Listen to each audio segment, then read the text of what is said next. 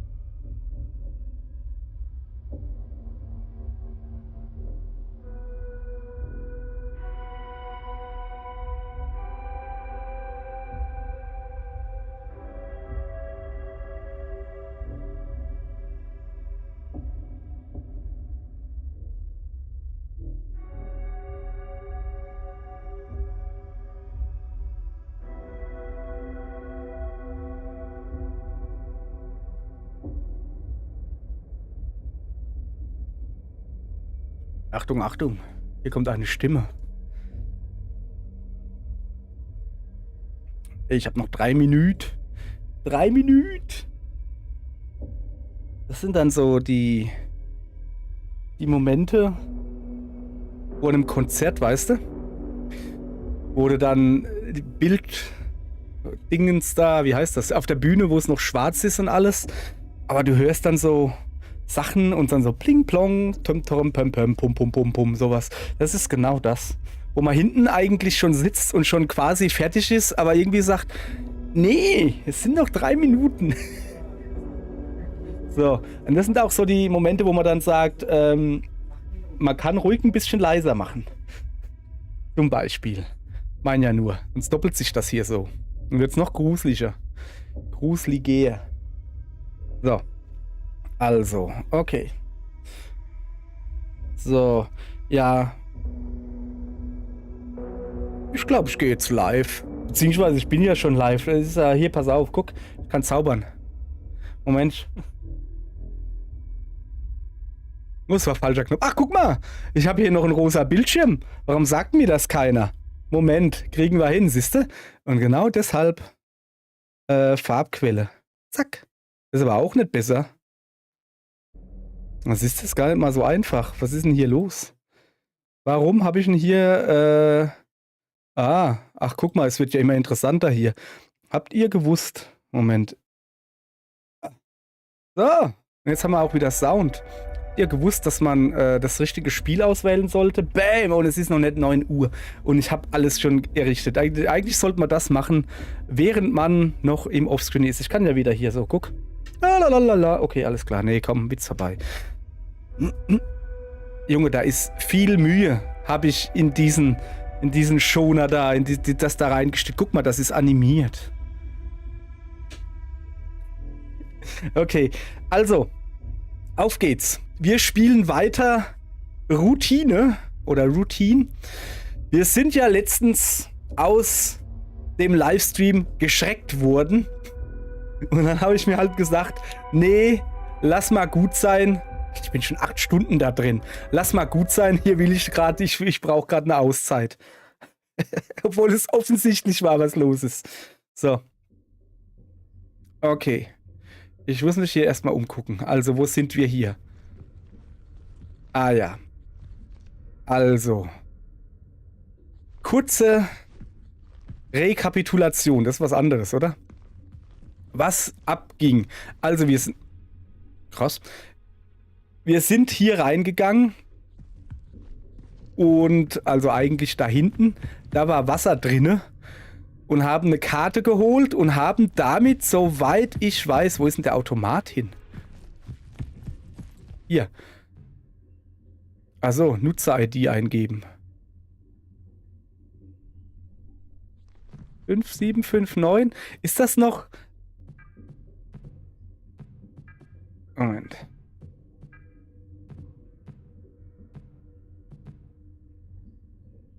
Scheint falsch gewesen zu sein, ja? Gut, hätten wir das auch geklärt. Ich bin mir jetzt nämlich nicht ganz sicher. Ich krieg's nicht zu. Geht nicht zu. Lass mal kurz Knarre gucken. So. Also ich bin mir nämlich nicht ganz sicher, ob ich schon das Dingens geholt habe. Also wo das gespeichert hat, das Spiel. Ich bin da dann rausgegangen und dann wurde ich ordentlich erschreckt. Das weiß ich noch. Komm, ich gehe einfach mal gucken. Also seht das im Moment gerade einfach noch als Vorgeplänkel an. So. Wir haben uns ja im letzten Livestream ewig in die Hose gemacht. So, guck. Wie zoomt man wieder rein? 4340. Dann sind wir die Tür rausgegangen und wurden da ganz böse erschreckt von diesem Vieh. Und dann habe ich gesagt, nee. So, und was war das jetzt? 4340, ich muss mir wieder aufschreiben. Und deshalb weiß ich gerade nicht, wo der Speicherstand ist. Hoppala. 4340. Okay, das sieht doch schon mal gut aus. Dann gehen wir mal auf Sicherheit. Bitte benutzen Sie Interface, um die Sicherheitsfreigabe auf 2 zu erhöhen. So, ich glaube, ich habe es richtig eingestellt.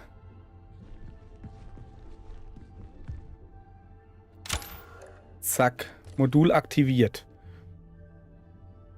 So, gut. Dann hatten wir das wohl noch nicht gemacht. Sehr schön.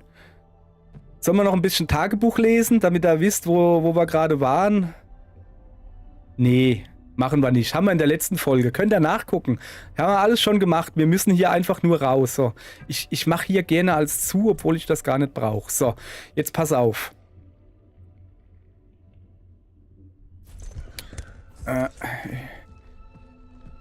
Erstmal gucken, wie ich da jetzt rauskomme. Also ich habe jetzt Sicherheitsfreigabe Numero 2. Was ist vielleicht? Ich weiß nicht, kann ich Blitzdingsen? Ich weiß es halt nicht. Das ist eine sehr gute Frage. Also das ist der Elektroschocker, ja? Soweit ich das noch weiß. Ich muss erstmal Runde testen, ja? Ja, das ist der Elektroschocker. So, jetzt habe ich wieder einen Akku weniger. Macht ja aber nichts. Denk an den Akku. Ja, ich habe doch gerade hier, guck. Das ist der Elektroschocker, ja. Dann haben wir hier. Das ist der Fotomachgerät. Was macht der Akku jetzt? Noch ein. Ja, das ist schon mal nicht gut. So, habe ich hier Fotomachgerät. Es hieß, glaube ich... Junge, geh mal runter, komm. Das da. Bitte nehmen, bitte einfügen, eingefügt. So. Ich muss mich hier nochmal zurechtfinden. Also, und das da ist das Schwarzlichtmodul. Was auch gleichzeitig die Taschenlampe ist. Ja. So. Ja, sorry, ich muss mich hier einfinden. So. Und wie gesagt, das da ist das Blitzlicht. So, also. Wir gehen da jetzt raus.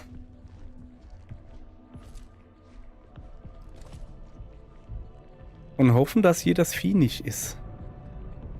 Diesmal bin ich aber... Ich muss, glaube ich, einfach rausgehen.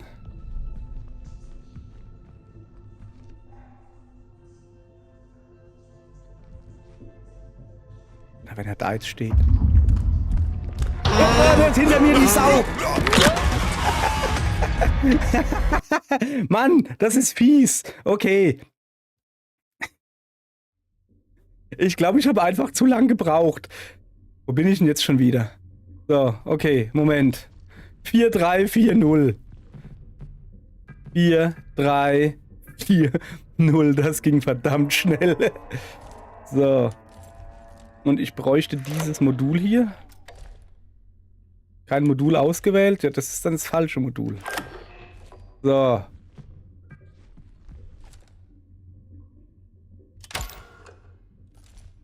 Modul aktualisiert. Das ist schon mal gut. Und jetzt, ihr Leute. Ich sag euch jetzt was. Ist mir jetzt halt gerade kackegal. Ich renn da jetzt halt raus. Der kriegt mich nicht. Das Problem ist nur, ich weiß nicht, wo ich hin muss.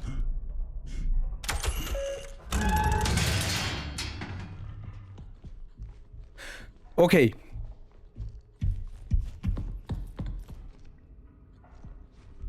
Kann ich die Tür auch wieder zumachen? Also, grundsätzlich weiß ich, wo ich bin. Und ich weiß so ungefähr, wo ich hin muss. Mein Akku ist auch noch voll. Ich würde so gerne speichern.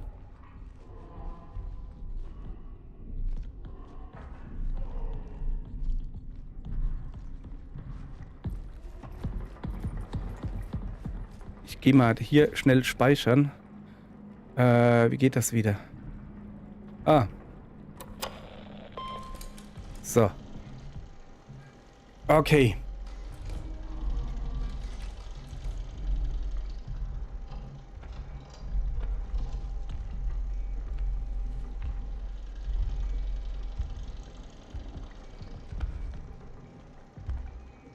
Ich höre ihn doch irgendwo.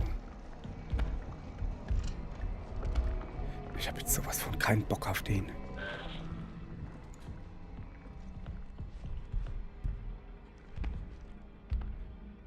Das Problem ist, dass er sich halt unsichtbar machen kann. Ich renne da jetzt einfach durch. Egal.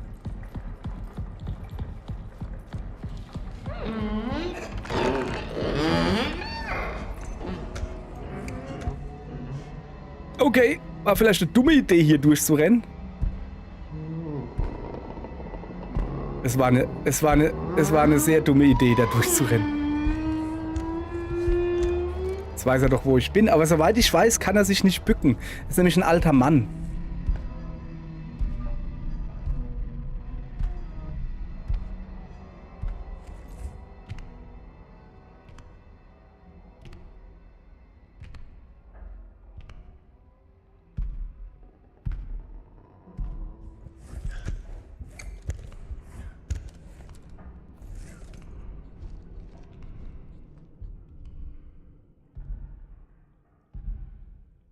Was ist mit der Luke da?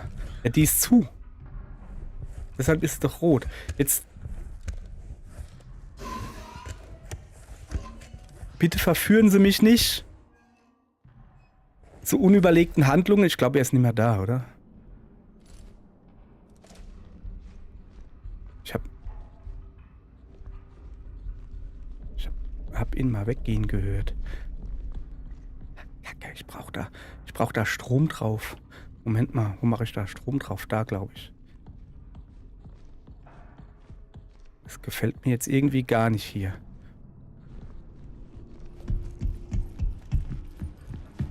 So. Stift 1. Volle Power bitte. Aufzug zum Eingang. Tür zum Gemeinschaftsbereich ist mir egal. Tür zum Gemeinschaftsbereich 2 ist mir auch egal. Mach mal das da.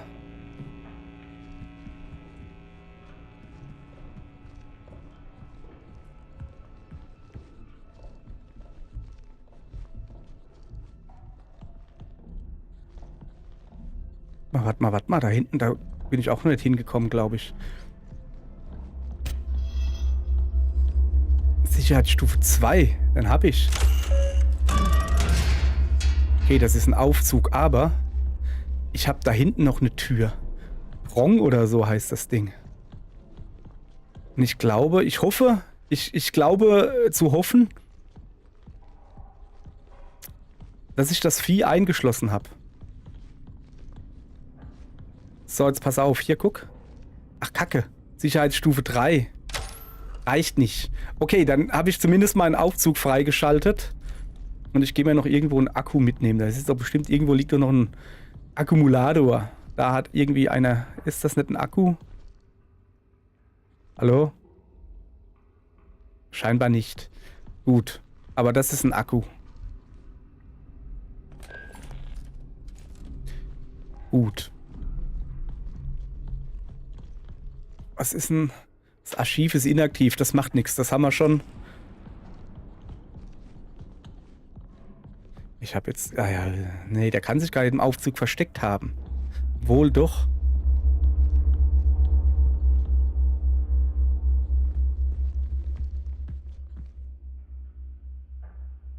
Wie bedient man einen Aufzug? Ach so, ja. Hoch oder runter? Okay, runter geht nicht, dann halt hoch.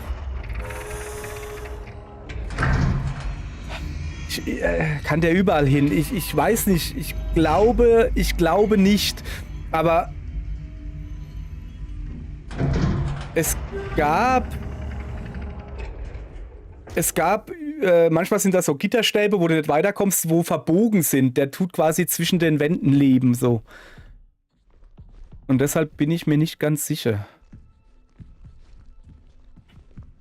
Okay, hier gibt's mal was zu lauschen.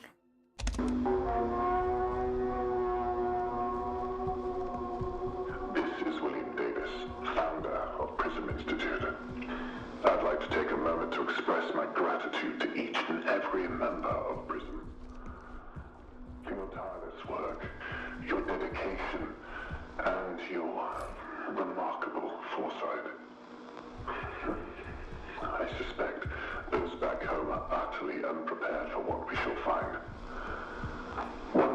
is operational, our real work begins. And I look forward to it with great anticipation.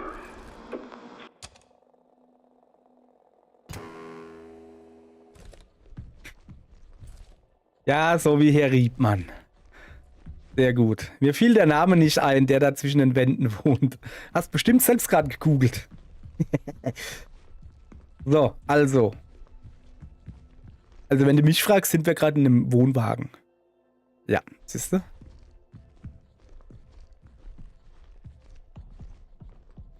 Okay, hat das Ding Strom. Wie kriege ich da Strom rein? Das hat Strom. Leite Luftschleusensequenz ein. Ja, viel was anderes kann ich ja eigentlich gar nicht hier machen. Also hier ist irgendwie nichts oder habe ich was übersehen? Außer magnetische Störungen bis zum Gehtnimmer. So wie das Ding hier verrückt spielt.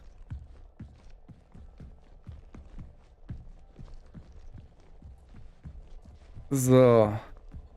Und ja, ich weiß, dass ich hier sehr langsam und bedächtig was. Sagt ihr, wo die 8 Stunden Spielzeit herkommen? Bestimmt nicht, weil ich nur rumgerannt bin. Außerdem, wenn man... Nein. Außerdem, wenn man rennt, wird man ja mehr entdeckt. Also, so. Open the gate. Freigabe erforderlich. Bitte geben Sie oben Ihre Zugangsdaten für dem Interface-Modul ein. Sicherheitsstufe 2. Ah, Moment. Was soll das jetzt? Achso.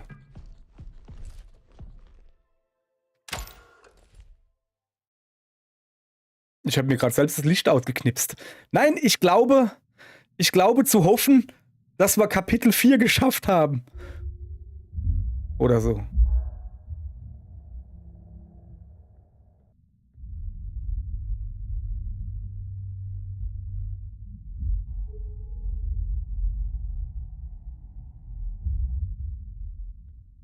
Was ist denn jetzt so ruhig?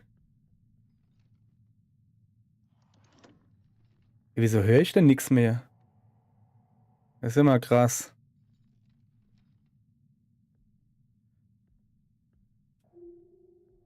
Moment, sind wir draußen? Junge, ich laufe ja noch langsamer als vorher. Guck mal, das hier ist Rennen. Ich habe so das Gefühl, wir sind draußen. Kapitel 5. Durchstehen. Krass.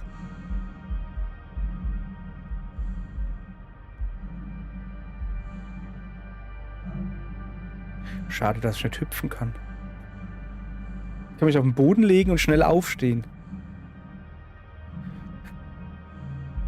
Ja, genau. Gegenwind. Auf dem Mars. Ne, Mond. Wir sind auf dem Mond. So. Wo muss ich denn hin? Ich würde mal behaupten, da hier so schöne Wege abgesteckt sind, gehe ich da hinten hin. Und ich renne. Guck, wie ich renne. Siehst du, wie ich renne? Nicht ein Sonnensturm, ein Ionensturm.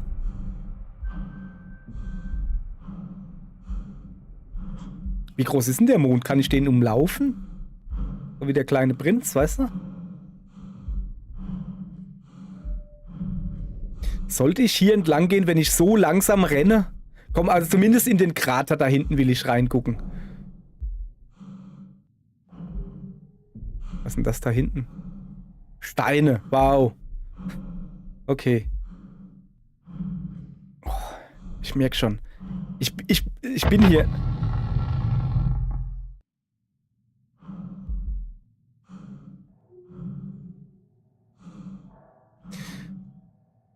So viel dann zum Thema unsichtbare Mauer. Okay. Dann gehen wir halt diesen Weg da entlang. Wenn die wenigstens blinken würden oder so. Komm her, wir rennen mal wieder, dass wir fit bleiben. Ich habe gehört, wenn da die Astronautis und die Kosmonautis... Also die nicht... Geschlechtsdingsbumszahl von, also hier, weiß ja nicht, ob es Männlein oder Weiblein ist im Weltraum. Und deshalb ist Astronauti, das ist geschlechtsunspezifisch, weißt du? Und wenn es nicht so ist, ist es ab jetzt so. Habe ich gerade mir ausgedacht. Also die Kosmonautis, wenn die aus dem Weltraum zurückkommen und dann haben sie ganz weiche Beine. Also können sie nicht mehr stehen und so, weil sie keine Muckis mehr haben. Weil sie nur noch Schwerelosigkeit können und dann kriegen sie alle so dünne Beine. So wie ich, als ich das Bein gebrochen hatte und Gips abgekriegt habe. Habe ich noch ein Foto und mein linkes Bein muskulös. Weißt du, Beine wie andere Leute, Oberarme. Nee, warte mal. Okay, und das andere, wo der Gips dann abkam, das war so ganz dürr. Das sah lustig aus. Ja, war das jetzt alles hier? Das war mein Mondspaziergang. Ich habe mir da jetzt ein bisschen mehr erhofft. Warte mal. Nein, das da will ich haben. Brauche ein bisschen Licht hier. Ich habe mir da ein bisschen mehr erhofft. Aber auf der anderen Seite ist vielleicht gut so. So, hier gibt es eine Waage. Da kannst du dann wiegen. Für alle Veganer. Okay. Also grundsätzlich das Ziel, worauf wir hinarbeiten, ist, wir brauchen Zugangsstufe 3. Und wir haben jetzt Zugangsstufe 2 gekriegt. So. Leite Luftschleusensequenz ein. Da werden wir wahrscheinlich das da wieder brauchen. Dann leit mal ein. Ip. So. Haben wir uns mal schön geblitzdingst. Okay. Aber jetzt sag mir nicht, dass das jetzt Kapitel 6 war.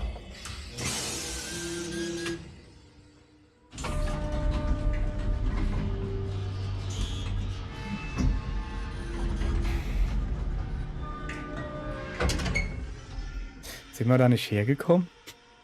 Bin ich im Kreis gelaufen? Halt, dahin muss ich. Sorry. Kann ich hier irgendwas lesen? Nee, ich will nicht nochmal auf den Mond. Nee, warte mal, nee. Da stand, im anderen Dinge stand da ein Tisch.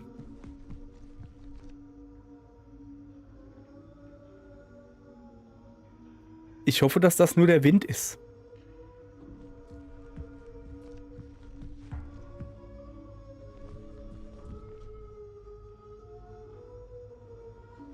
Oder eine Art von Musik?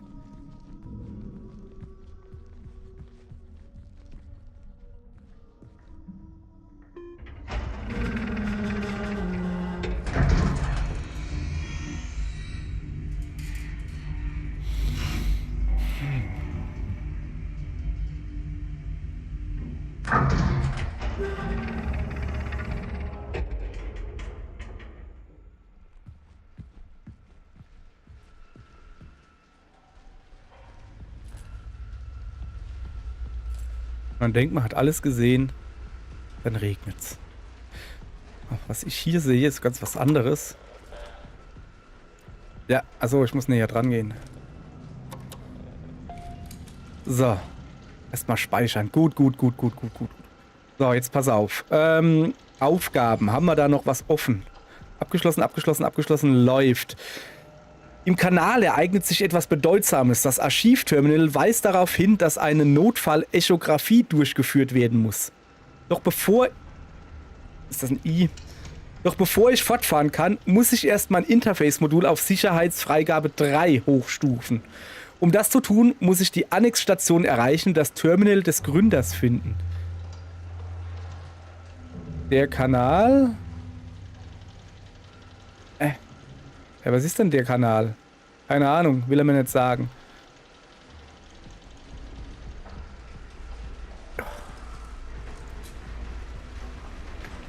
Ich mag das Sounddesign sehr und ich hasse es wie die Pest. Ja, einfach weil ich höre hier überall klackern und klitschen und klutschen. So, kann ich hier noch irgendwie was gucken? Lass mal. Datenbanken, haben wir irgendwie noch was Interessantes? Kalis ID, Masons ID, nee. Weg. Mal her, da maus ich lieber. Geht schneller. Medien. Ja, nee. Haben wir auch nichts Neues. Okay, alles klar. Haben wir eigentlich schon gespeichert? Jetzt haben wir.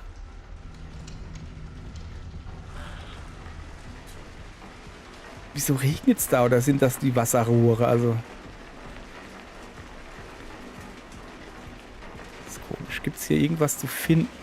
Und gelbes Kabel. Gelbe Kabel sind immer wichtig. Was gibt's hier? Hauptflügel. Sicherheitsstufe 1 haben wir. Ich will mich hier erst natürlich jetzt... Die 3 Eimer da. Super. Ich will mich hier jetzt erstmal umgucken. Da liegt Zeug auf dem Boden.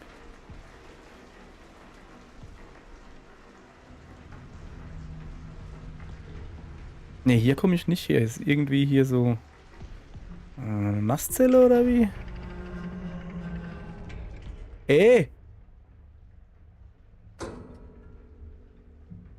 Hallo?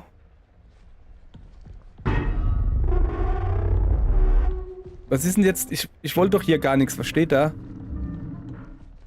Desinfektionsmittel für irgendwas? Achso, ich wurde desinfiziert. Okay. Ja, das hat's jetzt voll gebracht, oder? Da komme ich doch her. Bin jetzt hier nur reingegangen, hab desinfiziert. Was ist denn... Was ist denn das da? Kann man das lesen irgendwie?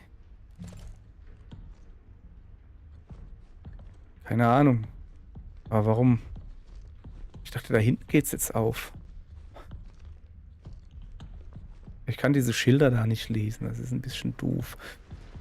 Nun gut, dann würde ich mal sagen, wir sind jetzt frisch desinfiziert. Das ist mehr, als ich von mir behaupten kann.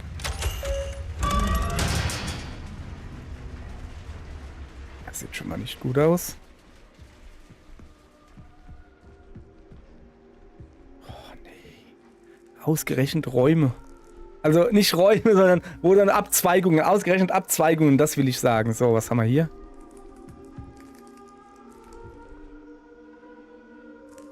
Wieder diese...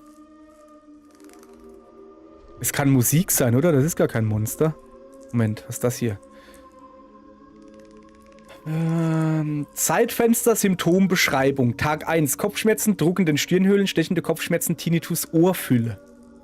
Tag 1, Druck auf den Augen, Photophobie, verschwommene Sicht, Glaskörpertrübungen, vereinzelt subkonjunktive Blutungen, subkonjunktivale Blutungen, so rum. Tag 5, Insomnie, gestörter Schlaf, Schlafparalyse, Störung während schlaferzeugender oder hypnopompischer Phasen, aha. Hoher Cortisolspiegel. Tag 7. Kognitive Leistungsminderung. Visuelle Erscheinungen, visuelle und akustische Halluzinationen, Verwirrung. Ich höre diese Pflanzen da knatschen. Benommenheit, dissoziative Amnesie. Tag 30. Atembeschwerden, Husten, geringgradiges Asthma, niedrige Sauerstoffsättigung. Tag 45. Dehydrierung, mageres Aussehen, Unfähigkeit, Nahrung mit dem Mund aufzunehmen. Verengte und demzufolge schlecht sichtbare Adern, die das Legen eines Zugangs erschweren. Bernsteinfarbener Urin. Tag 60, Tod. Patient erlag seinen Symptomen und erlitt einen Herzstillstand. Tag 61, Fruchtkörper. Pilzwachstum auf der Unterseite der Zunge während Leichenkälte festgestellt. Test auf Cryptococcose war positiv. Können die mal aufhören, knirschen und zu knarschen? So, pass auf. Also wir kommen daher, wo das Männlein liegt. So, Moment. Ja, ich auch gucken. Also Labor 1. Roter Raum. Diese Musik macht mich irre. Ach, das ist... Da muss ich rein. Also, okay, eine Tür ist zu, da muss ich rein. Hier, Founders Office, hat er ja gesagt. Und da müsste der Fuzzi liegen. Okay, da komme ich her. Bleiben mir also nur 2 Räume. Ein Labor 1. Das braucht Freigabe Stufe 1.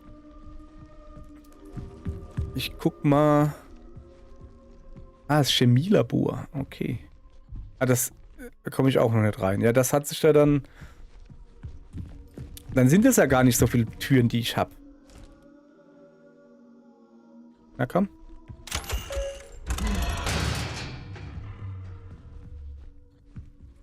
Hier ist aber kein Vieh, oder? Ich meine, das ist ja im anderen Ding, oder nicht?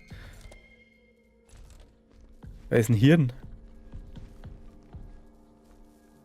21.11.78, 7:18 Uhr. Ja, also definitiv sehe ich da unten rechts. Okay? Also wer das nicht sieht, das ist ja offensichtlich. So. Dann haben wir hier einen Computer. Und hier einen Vorratsschrank und eine Klappe, die ich durchklettern kann. Das ist das am kargsten eingerichtete Labor. Hier stehen gar keine Kisten. Ah, warte mal. Steht Laberding. We came so far, further than anyone would have expected. But in the end, it doesn't really matter. Our perseverance, our vision.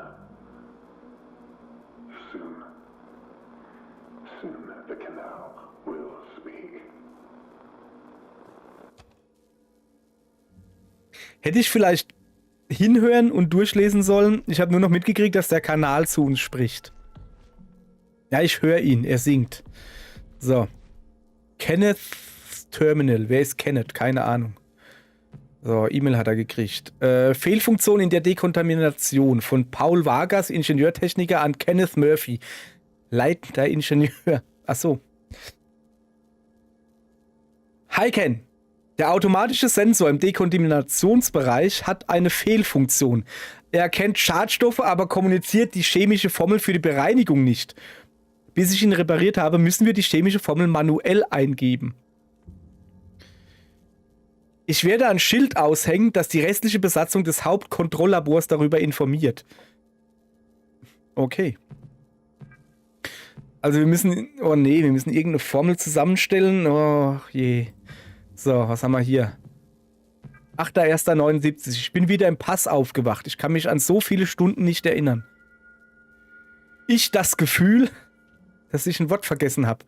Dass ich irgendwo sein müsste. Es ist, als würde ich aus einem Traum aufwachen, an den ich mich nicht erinnere. Und diese Stimme. Meine Stimme. 8.2., ein knapper Monat später. Gemeinsam. Ne, gut. Was ist?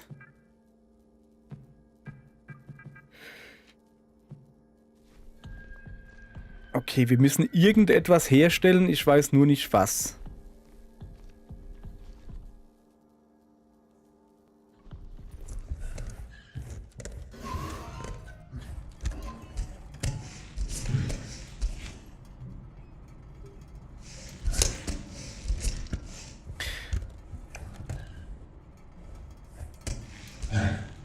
Okay, das sind nur Steine. Ich dachte gerade, das ist Rattenkacke. Okay, also so viel gibt es da nicht hinzugehen. Ich kann nur dahin. Das ist...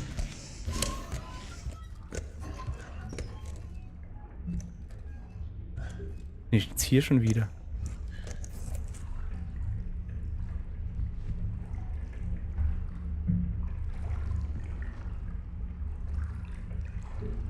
Ist das so ein Kneippbecken? So, was haben wir denn hier? Überlauf bei 100% Kapazität. Tank bei 100%. Ich muss das... Oh, das ist eine Leiter. Ich muss das wegpumpen. Kann ich da hochleitern? Leider nicht.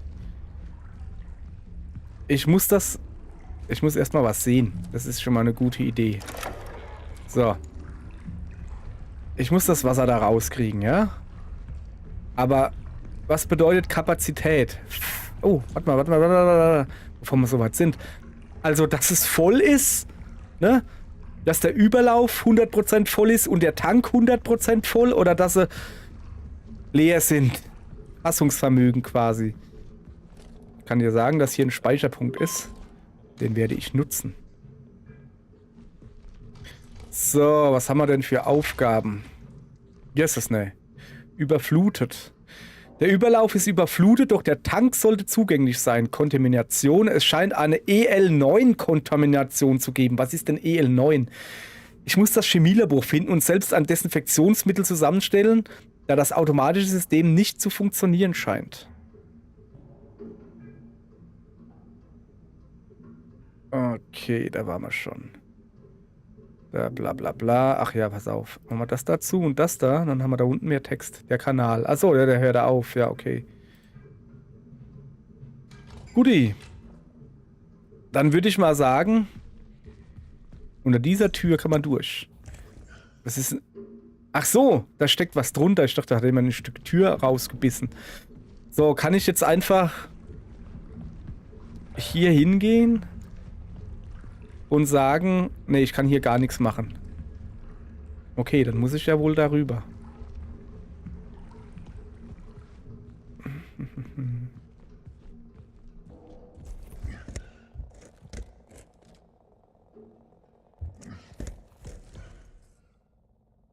Also so könnte es bleiben, echt jetzt. Ich brauche gar keine Monster. Ist schon in Ordnung. So wie es ist. Alles in Ordnung. Wieso sind denn da die Tische hier so blöde gestellt? Kann ich da drunter durchkraxeln?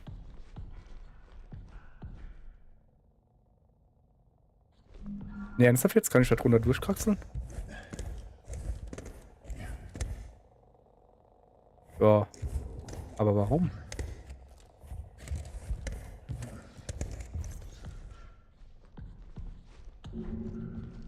Okay, das sieht mir wie so eine Art Kaffee. Aber wieso ist denn das ein geschlossener Essbereich? Warum kann man denn nicht hier draußen? Oder sind das hier die Büros und innen drin ist der Pausenbereich? Ist ja auch dumm. Was haben wir hier? Marias Terminal. Ich habe keine ID von Maria.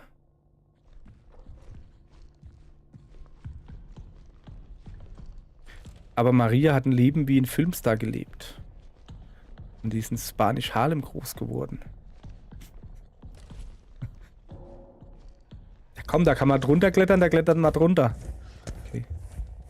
Oha. Bin ich jetzt im Kreis gegangen? Nee. Ach, das ist wieder so ein Ding. Wurde. Ah, shit. Zugangsüberbrückung, Nutzer-ID eingeben. 5759?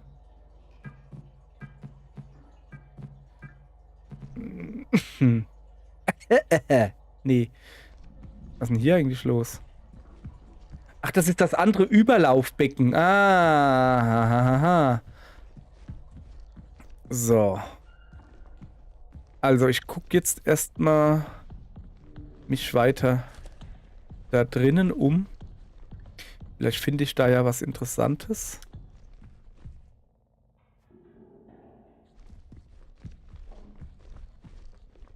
Tasse Kaffee. Akkus? Wie sieht meine Akkus aus? Gut. Warte. Ah, hier, Junge! Hör auf! Geh weg! Fuck! Wo ist das Ding?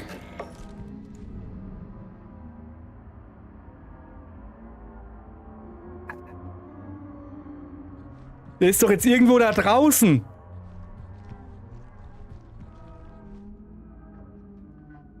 (9765). Wer ist das? Geh mir weg, Maria.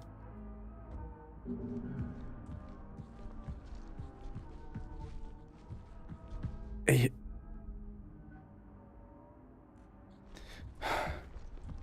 Mann, aber die Türen waren noch beide Seiten offen. Warum guckt denn der so blöde da rein? Und wo ist er? Oh, ich hasse den gerade so. Ich habe jetzt halt wirklich gedacht, ich habe schon wieder die Zahl vergessen. 9765, gib mir mal. Das ist ein... Ne? Da.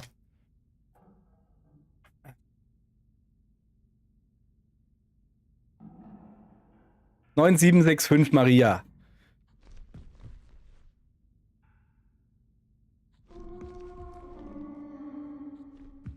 Ist das vielleicht doch keine Musik, sondern der Fuzzi, der da singt? Okay. Der wollte nur wissen, ob es noch Kaffee gibt. Ich gebe dir gleich Kaffee, hey. Er soll sich abmachen hier. Siehst mal, kann den Blitz dingsen. Ich hab sowas von keinen Bock auf den.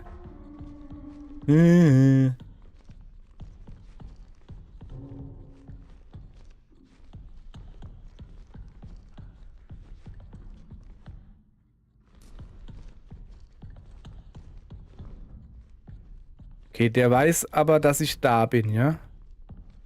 Okay, der hat mich ja gesehen. Der muss es wohl wissen. Der hat früher gewusst, als ich, dass ich da bin. Also, weiß schon.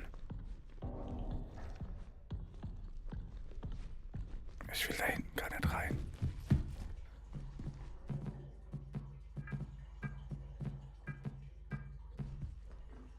Da fehlt die 9. Wo ist die 9 hin? 9, 7, 6, 5. Okay. Das ist die falsche ID.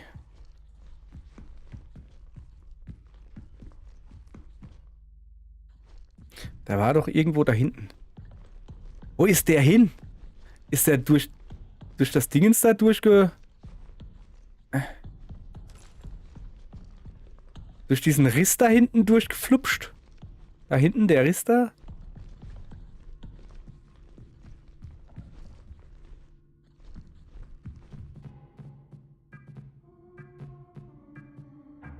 Okay. Kann man hier vielleicht die Tür zumachen? Ich hab das nicht so gerne. E-Mail. Die Spindel von Maria Ivanov, Chefärztin, an William Davis, Gründer. Ich habe etwas in der Spindel entdeckt. Es ist anscheinend ein großes, totes Tier. Das ist es wahrscheinlich, was einige der anderen gesehen haben. Du musst nachsehen und dann müssen wir es ins Hauptkontrolllabor bringen. So, von William Davis, Gründer, an die Chefärztin Maria halt. Ich bin in die Spindel zurückgekehrt und so bei der Sektion so viele Flüssigkeit wie möglich abzunehmen. Also um so bei der Sektion so viel Flüssigkeit wie möglich abzunehmen. Aber das meiste davon musste ich im Boden versickern lassen. Ich wünsche, die Umstände wären etwas erfreulicher, aber ich bin dankbar, dass ich in diesem Moment mit dir teilen kann, Maria. Es ist ein absolutes Wunder. Ein Wesen, das auf dem Mond heimisch ist. Ja, super. Freue ich mich. Präventionsprotokoll von Maria Ivanov an alle. Hallo Team. Eine Krankheit greift möglicherweise um sich. Bis wir mehr wissen, tritt das SEIPP in Kraft. Seip? Die meinen Kneip. Du musst dann so Wasser treten, weißt du? Oder Seif. Ist auch egal. Erstatten Sie bei ersten Krankheitsanzeichen Bericht. Isolieren Sie sich, wenn Sie sich krank fühlen. Säubern Sie die Oberflächen regelmäßig. Tragen Sie die bereitgestellten Masken. Besuchen Sie das Labor zur Entnahme von Kulturen. Einer unserer Ärzte wird sich immer im Hauptkontrolllabor aufhalten, also schauen Sie jederzeit vorbei. Ein Schlafbereich wird in einer Isolationszone eingerichtet und Ihre Mahlzeiten werden für die Isolationsdauer geliefert. Die Abteilung Chemie wird wiederholt Oberflächenabstriche und Luftfiltertests durchführen. Die Abteilung Biologie wird eine Abwasseranalyse der Vorverbrennungsanlage durchführen. Die Abteilung Ingenieurwesen, wird innerhalb der nächsten 48 Stunden alle Luftfilter mit hocheffizienten Partikelfilter ersetzen. Bitte wenden Sie sich bei Fragen an das medizinische Personal. Okay. Also. Suche verkabelte Türen, Türe gefunden, öffne Türen. Bitte schließen Sie dieses Programm. Wenn ihr das sagt, machen wir das.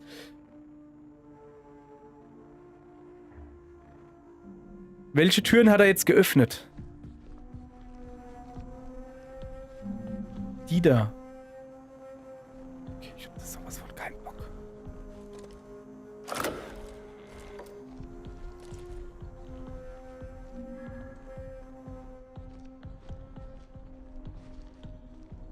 Ich sollte besser nicht mit dem Ding da rumrennen, weil mit dem da. Weil da kann ich das Ding wenigstens blitzdingsen. Nein, da war ich schon, da komme ich nicht weiter. Ich habe gedacht, vielleicht hat er die Tür hier aufgemacht. Nee. Okay. Wir drehen noch eine kleine Ehrenrunde.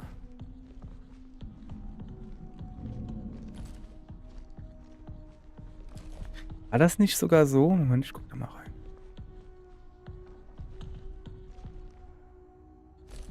Dass man mit dieser Knarre das Vieh sehen kann? Auch wenn es unsichtbar ist? Durch diese Tür bin ich reingekommen, ja. Nun gut, es gibt ja nur diese eine Tür.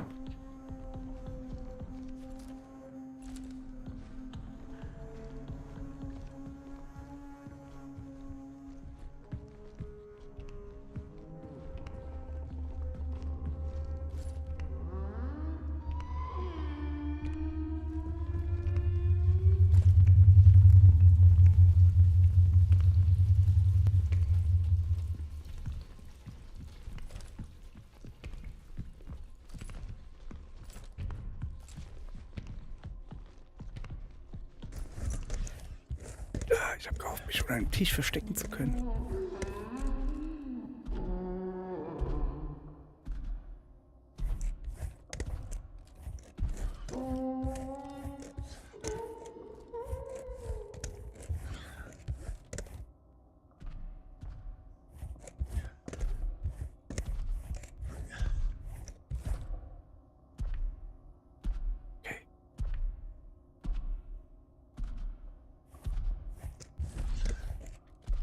Ich kann halt nichts machen gegen das Vieh.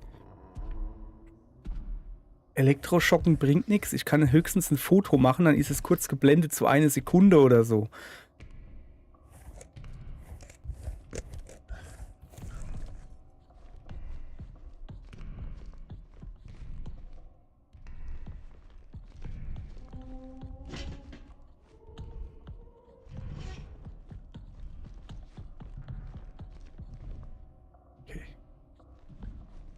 Ganz Terminal Tagebuch. Ich hoffe, dass es mich jetzt in Ruhe lässt. 25.01.78. Steran Biomarker erkannt. Mehr Details folgen bald. Ich kann die Radiokohlenstoffergebnisse kaum abwarten. Ich weiß nicht, ob ich schlafen kann, wenn ich darüber nachgrüble, welche Art von uraltem Leben diese Biomarker-Zusammensetzung in den Proben zurücklassen konnte und wie alt sie wohl sind. Trotz all der Aufregung, es fühlt sich falsch an, diesen Schritt ohne Edith zu feiern. Edith war die im Graben unten, das war die erste, die sie entdeckt hatten, wo Pflanzen rauswuchsen. Scheint nicht mehr in der Nähe zu sein. Proteinogene Aminosäuren. Oha. Nach all dem zahlt es sich endlich aus. Das ist monumental. Leben. Hier und jetzt befindet sich Leben mit uns auf dem Mond. Ja, ich hab's festgestellt.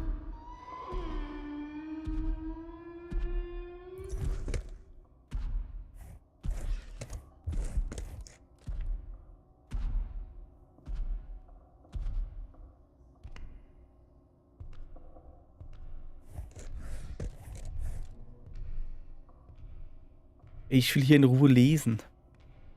Junge.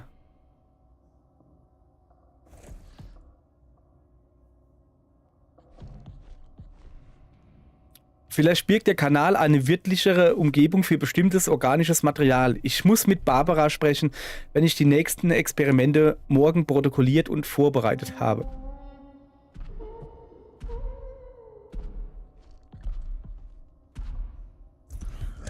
Er macht mich fertig. Ich weiß aber auch nicht, wo er herkommt. Und ich werde garantiert nicht rausgehen und gucken.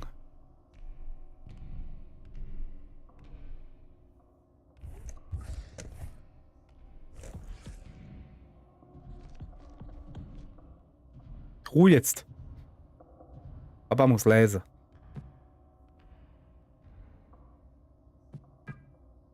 (21.09.78). Was ich hier erlebe, erfüllt mich nicht mit Zuversicht. Das verlorene Zeitgefühl, die Wahnvorstellungen, aber ich muss sagen, es gefällt mir. Ich heiße den Vorgang willkommen. Jetzt höre ich es. Ja, ich auch. Der Kanal ist der einzige Weg nach vorn für uns alle. Gemeinsam. Muss ich ja doch da raus.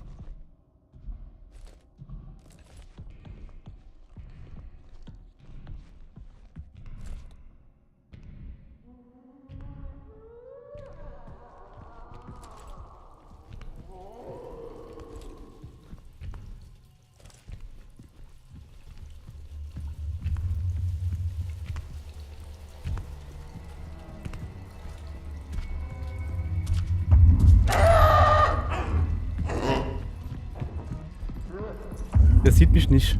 Er kann mich gar nicht sehen. Ich habe mich geduckt. Ja, ja, ist ja gut. Er hat mich doch gesehen. Oh Mann. Okay. Reizt.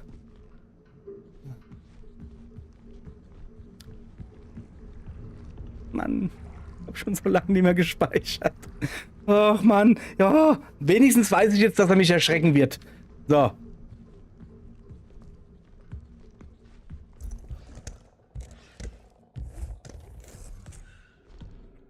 Warte mal. 9765. Ich kann mir das Erschrecken sparen, oder? Vielleicht kommt er dann gar nicht. Wenn er mich nicht erschrecken kann. Wäre doch möglich, oder? Wo kommt der überhaupt hierher? Der muss wirklich da durchgehupft sein. Gehupft.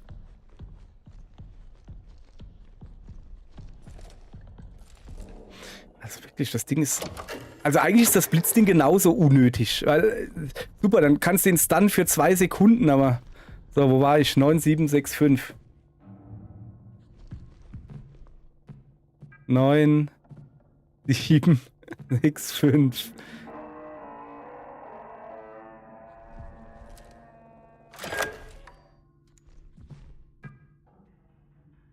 So, jetzt öffnen wir da die Türen, ja?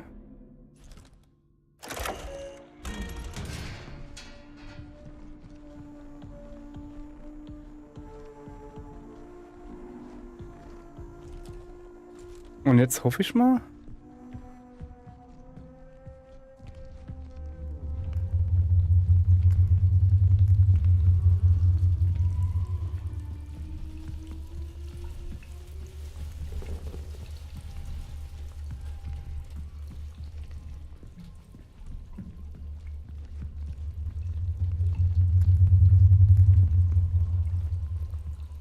Ich muss das Monster da drin sein. Nicht da.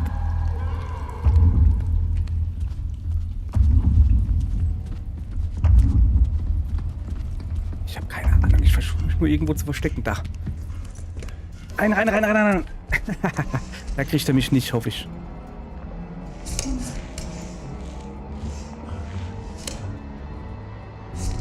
Er steht direkt vorne dran, der Knispel.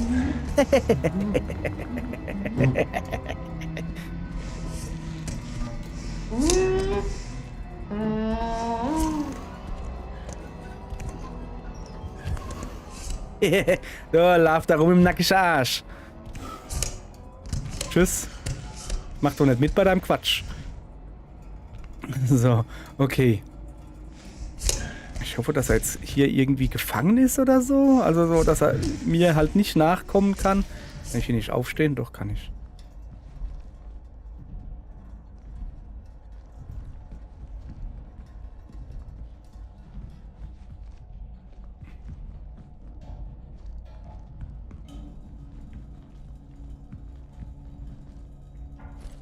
Ich habe eine Taschenlampe dabei, weißt du?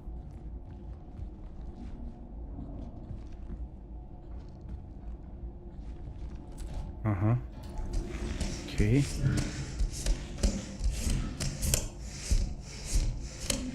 Erstmal ein bisschen rausgucken. Nicht, dass er jetzt daneben steht und mich in den Nacken packt, weißt du?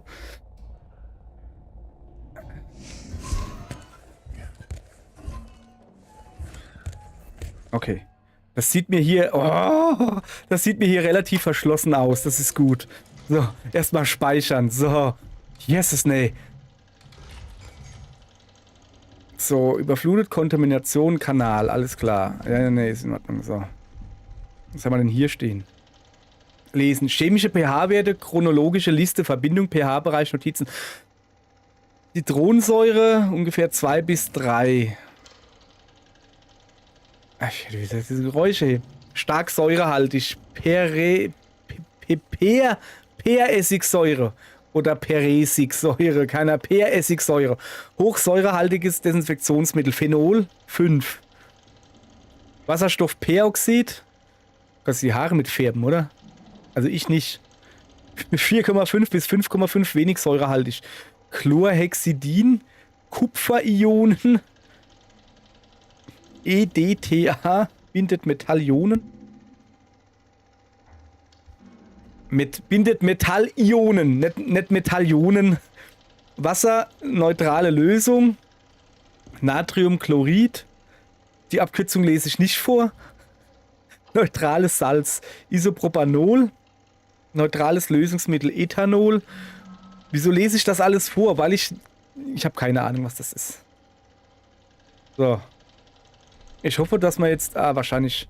Also, die hat ja gesagt... Natzel? Wieso Natzel? Nee. Falsch. Natriumchlorid. Ach so! Das ist ach so! Das ist NaCl. Ja, das ist Natzel. Das wusste ich natürlich. Gut. Sehr gut. Ach, guck mal da. Das sieht doch gut aus. So. Dekontaminationslösung EL9. Notizen zu Basen. Also ich glaube Basen im Sinne von basisch und nicht von all your base are belong to us oder so. So, also Wasser. Enthaltenes Wasser verbessert die Durchdringung poröser Oberflächen. Wasser allein funktioniert nicht bei Kupfer oder Wasserstoffperoxid. Warum sind manche grün und manche rot? Also, irgendwas funktioniert nicht bei Kupfer. Also, ich konzentriere mich mal aufs Grüne. So. Isopropanol. Sehr effektive Basis. Hilft dabei, Zellmembranen zu zersetzen, sodass Pathogene anfälliger für Kupfer und Peroxid werden. Also Wasser funktioniert nicht bei Kupfer oder Wasserstoffperoxid, aber wenn man Isopropanol dazu macht und dann sind Pathogene, was auch immer das ist, anfälliger für Kupfer und Peroxid. Okay. Propylenglykol. Risiko von Rückständen verhindert, dass Zitronensäure klumpt oder sich absetzt, sorgt dafür, dass Kupferionen suspendieren und sich gleichmäßig verteilen, kann Wasserstoffperoxid abbauen. Ethanol, kompatibel mit EDTA, unterstützt keine Kupferionen, keine wesentlichen Vorteile gegenüber IPA. Also ich habe keine Ahnung, aber wenn man keine Ahnung hat, dann holt man sich einen Zettel und einen Stift. Und ich schreibe jetzt erstmal alles auf, was grün ist. Also enthaltenes Wasser verbessert die Durchdringung. Also machen wir mal Wasser, ja? Und Isopropanol ist eine effektive Basis. Isopropanol ist eine gute Basis. Das schreibe ich mal so auf. Und Pathogene werden anfälliger für Kupfer und Peroxid.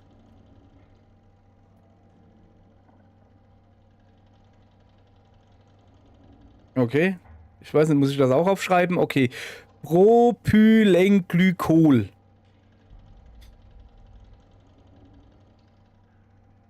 Kann Wasserstoffperoxid abbauen. Aber wenn ich doch Isopropanol nehme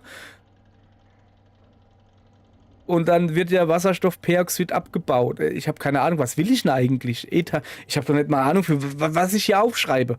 Ich schreibe alles Grüne auf. So. Ja, aber ja, Kupfer und Peroxid. Kupfer und Peroxid.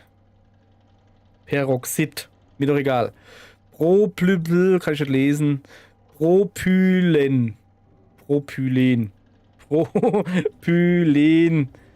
Propylenglykol. Ich glaube, das heißt wirklich so. Verhindert, dass Citrosäure und Kupfer Ionen. So, und Ethanol ist kompatibel mit EDTA. Was ist denn EDTA? EDTA ist grün. Ich schreib's auf. So, das seht mein Mega-Zettel. Versteht ihr den? Gut, ich auch nicht. So, ich hoffe, dass da irgendwie noch eine Erklärung kommt. Zum Beispiel hier. Achso, ja. Also, erfolgreich. Die EL9-Lösung. Achso, die sollen wir ja herstellen, glaube ich, dieses Jahr. Da. Die Dekontaminationslösung für EL9. Basis für EL9 wählen. Achso, Moment, das ist die Basis. Hier geht es erstmal nur um die Basis. Soll die Basis Wasser sein? Ach so, ich glaube, das ist der Witz dabei. Pass auf, ich habe da nämlich gerade daneben was gesehen. Hier, guck. Base. Kann ich nicht lesen. Kann ich auch nicht lesen. Ah, das heißt aktiv. Das da könnte auch. Das zweite auch aktiv 01 und aktiv 02 und dann Stabilisierer. Und das da heißt Cure. C-U-R-E. Moment, steht da oben irgendwie? Das kann alles hier heißen. Okay, hier, Moment, da steht noch was. Chemische pH-Werte, chronologische Liste. Ach komm, hör auf! Was ist denn? Hä? Okay, das sind die Zahlen höher, das sehe ich jetzt schon.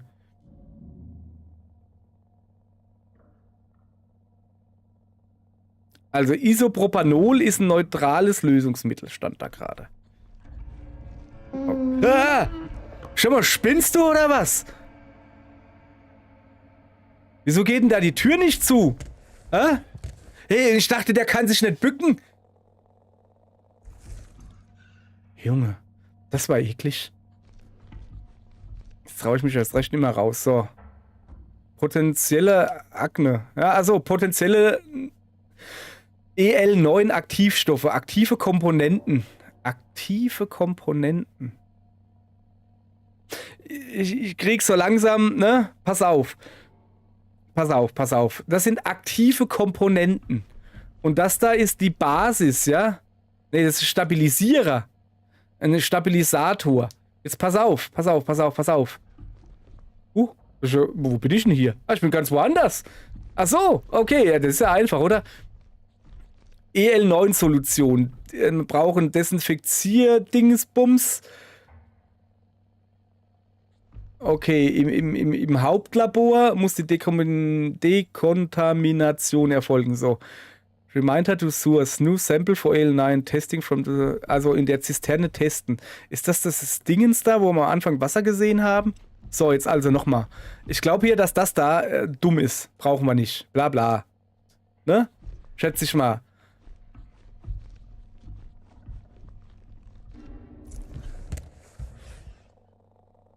Okay, ich dachte, da liegt irgendwie was cool. Ja, da liegt was Cooles. Also, jetzt hier, pass auf. Ich glaube, wir brauchen eine Basis. Aktiv 1, Aktiv 2 und Stabilisierer. Ne?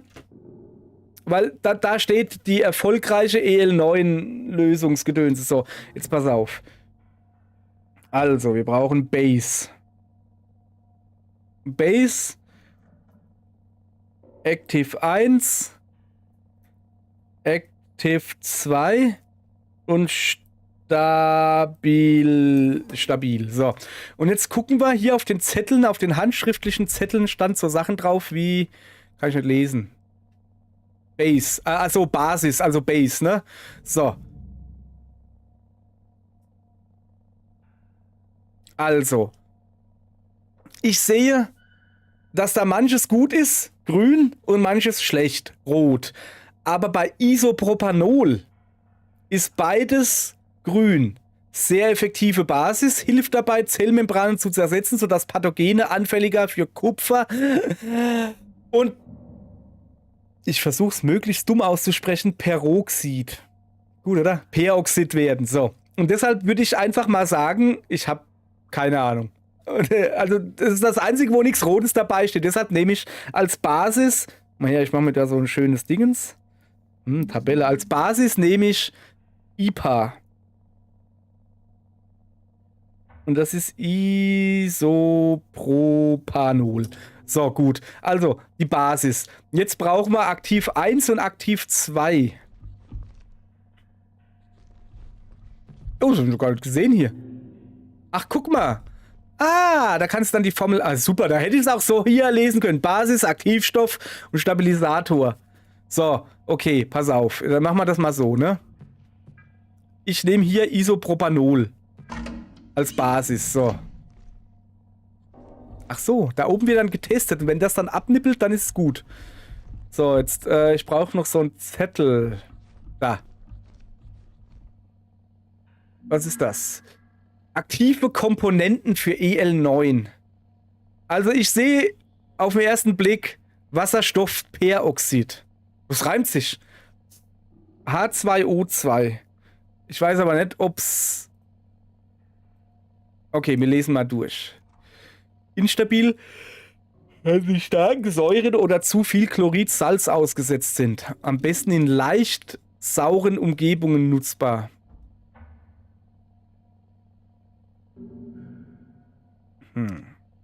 Kann Silberionen festbinden.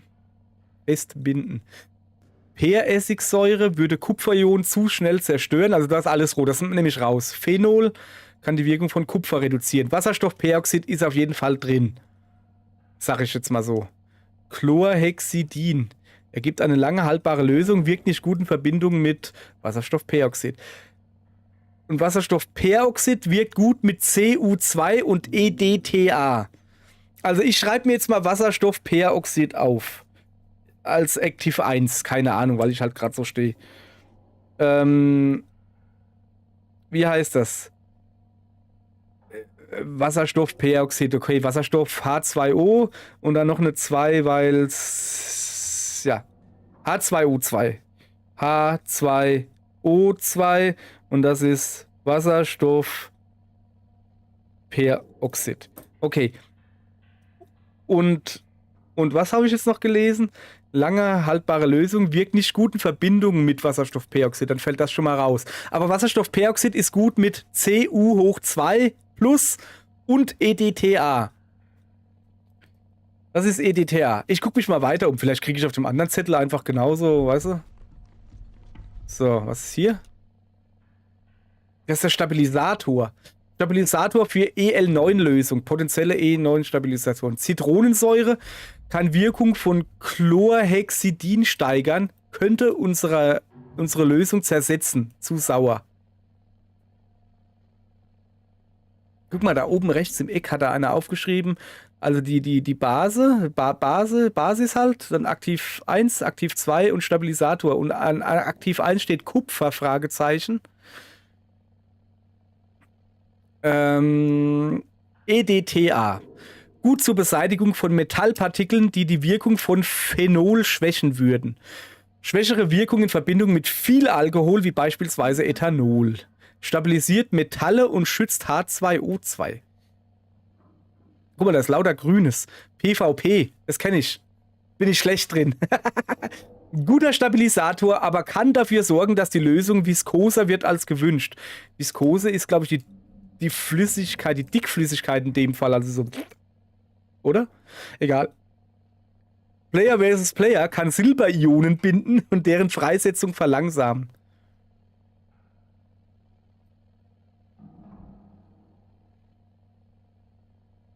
Okay, da steht's. Anmerkungen: Basis plus Aktivstoff 1 in Fragezeichen Kupfer plus Aktivstoff 2 plus Stabilisator. Haben wir schon einen Stabilisator? Gibt's. Da steht doch der Stabilisator. Achso, das soll der Stabilisator sein. Okay, also, irgendein Aktivstoff muss wohl Kupfer sein. Und dann muss der auch gut mit Kupfer auskommen, sag ich mal so. Gut zur Beseitigung, schwächere Verbirgung, gut zur Beseitigung von Metallpartikeln, die die Wirkung von Phenol schwächen würden. Stabilisiert Metalle und schützt H2O2. Und H2O2 ist ja das Aktivding 1. Und der schlägt ja vor, also dass das Aktivding 1 soll Kupfer sein. Dann ist H2O2, was ich herausgefunden habe oder denke, ist Aktiv 2. Das machen wir da runter. Und Kupfer machen wir hoch. Und da das Ding Kupfer stabilisieren, also da eventuell Kupfer drin sein soll, das ist ja hier der Tipp, hoffe ich, müssen wir gucken, dass da kein Kupfer zerstört wird. Also zum Beispiel Natriumchlorid, ne? Das kann Chlorhexidin ausgleichen oder verliert schnell an Wirkung. Aber es zersetzt H2O2, das ist schlecht. Das ist Wasserstoffperoxid und das haben wir ja schon als Aktivstoff 2.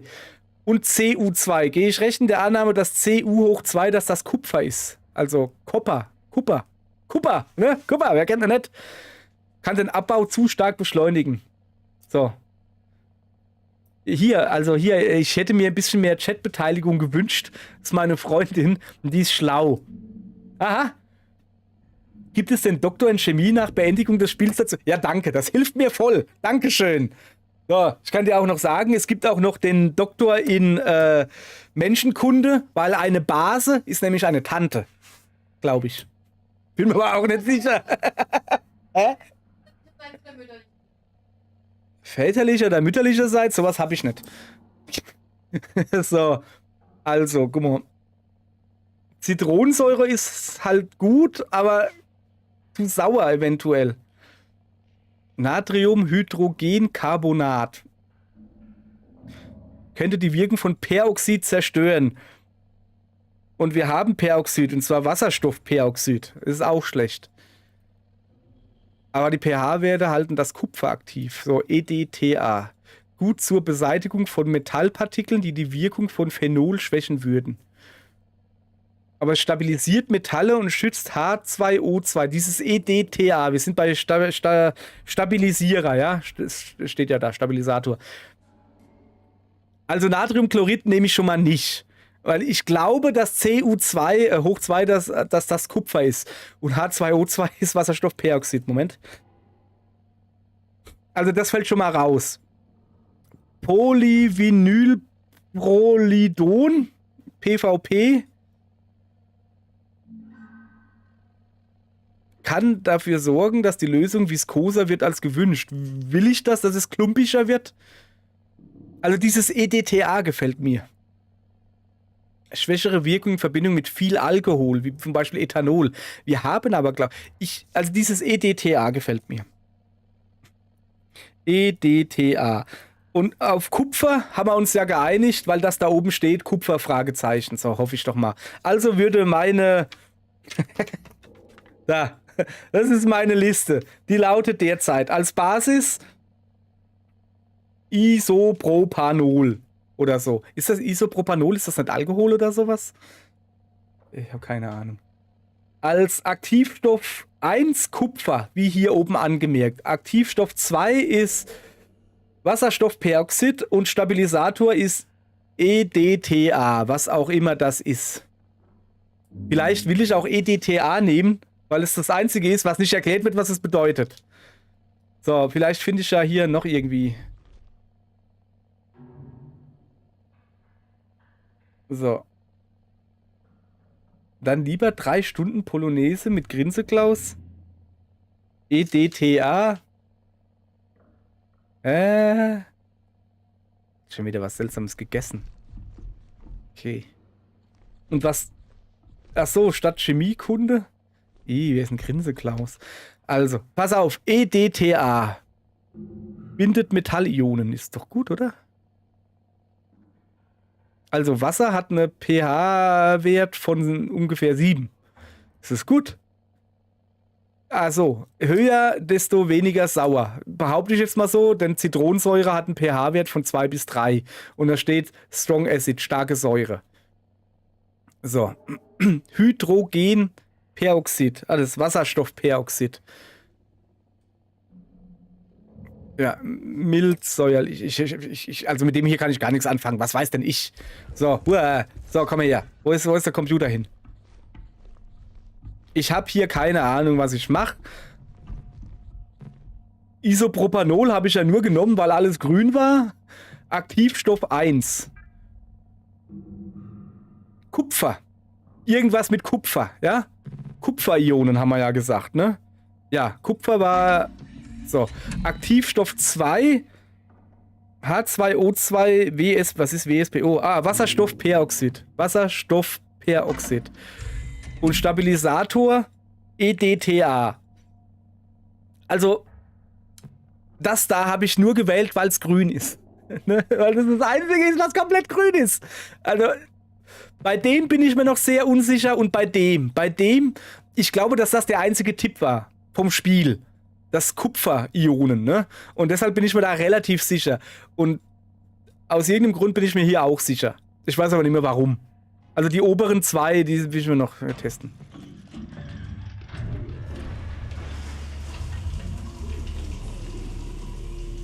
Ey, es hat funktioniert, oder? Yeah! Money! Aber jetzt will ich bitte Doktor wie ist es Kacker genannt werden oder so. Doktor, Professor, Arsch. So, Verbindung ist zu 100% wirksam. Formel wurde Dekontaminationskammer zugewiesen. Aha. Hauptkontrolllabor ist zugänglich. Sehr gut. Moment, ich habe gedacht, die kriege ich jetzt in die Hand und muss die dann irgendwo ins Wasser schmeißen. Nicht? Moment, erstmal wird man noch gespeichert, ja? Das ist wichtig. So. Okay, also, falls das auch irgendeiner machen muss, hier, ich kann noch mal den Zettel zeigen. Daran orientieren. Okay, gut, danke. War doch ganz einfach. Pff, gar kein Problem für mich. Für Dr. Oberchecker. Kontamination abgeschlossen. Guck. EL9 Desinfektionsmittel wurde zusammengestellt. Das Hauptkontrolllabor sollte nun zugänglich sein. Na, da freuen wir uns aber. Da freuen wir uns so, dass wir auf den Boden fallen vor Freude. So. Und dass die Tür hier nicht aufgeht, finde ich gerade gut, weil der hat da vorhin so saudumm reingelinst. Aber Moment. Ich hoffe halt nicht, dass der jetzt da... So. Okay, jetzt hoffe ich auch wirklich, dass sich da jetzt was getan hat. Da draußen irgendwo. Und dass er mir jetzt nicht hier irgendwie entgegenkommt. Bin doch gerade so gut dabei, ja.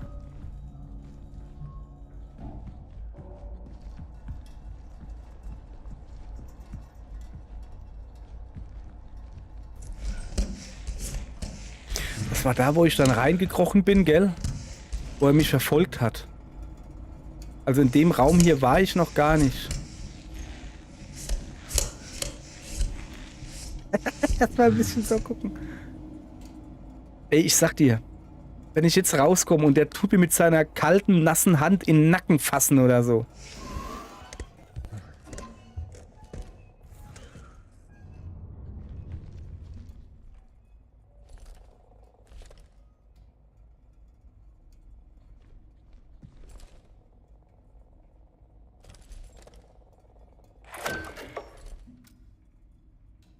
Okay, er scheint nicht hier zu sein.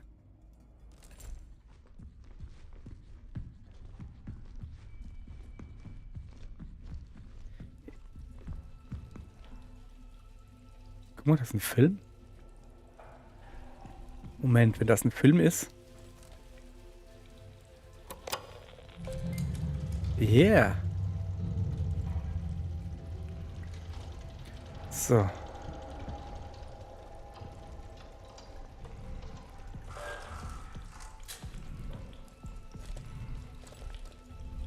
Ich sehe natürlich wieder 0 hier.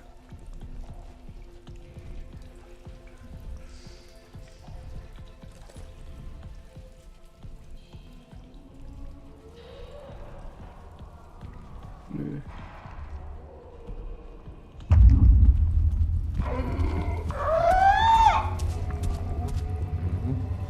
Du Depp. Hau bloß ab. Kann ich nicht leiden.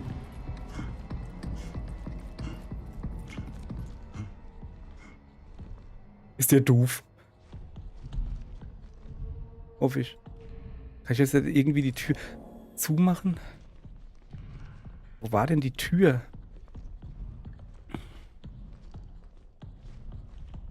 Oh Mann, ich habe hier keine Nummer. Was für eine Nummer soll ich denn da nehmen? Oder muss ich hier einfach wieder zurückgehen? Das ist eine gute Frage, ne?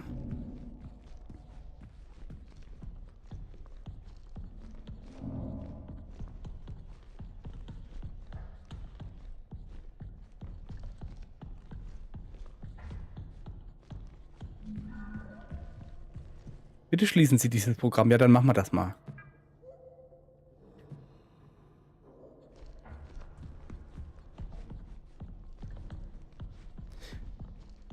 Wo bin ich denn hergekommen? Von da, glaube ich, oder? Ja, genau. Okay.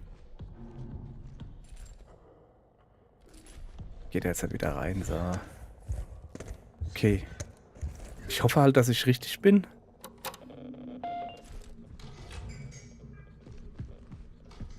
So, also, was ist jetzt meine Aufgabe? Ich hab's, also, Hank ist zugänglich, ich bräuchte noch jemandens ID, um das Tor zu öffnen. Ich glaube, dass, also, da gehe ich ja jetzt hin, ne? Da am Anfang, wo das Wasserbecken war. Ich hoffe...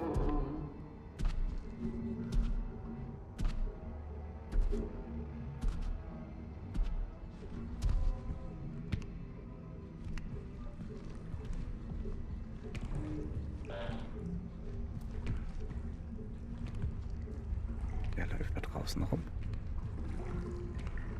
Hoffe ich, dass es da draußen ist. So. Kann ich jetzt hier das Wasser ablassen? Nee. Doch. Nee. Warum denn nicht? Was muss ich denn noch machen? Ich hab Bock auf den. Kann ich nicht einfach runtergehen? Ich kann schwimmen. Doch nicht. Wo lasse ich denn das Wasser ab? In diesem, also wir haben noch einen Raum, wo ich keine Nummer dazu habe. Wo kriege ich einen... Ist der hier drin?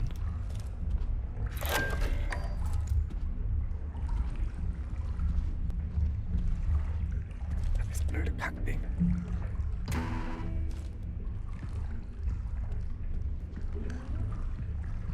Schön hier irgendwo. Mir fehlt noch eine Nummer und ich weiß nicht, wo ich die herkriege.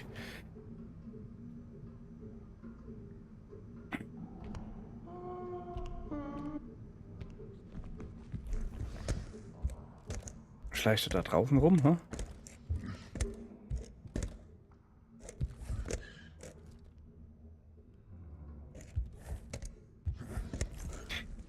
Ich gehe jetzt einfach noch mal ganz zurück. Ich habe halt gehofft, dass hier eine Tür aufgeht. Also da drin merke ich mir aber, dass da noch ein Dingens ist. Also nicht da drin.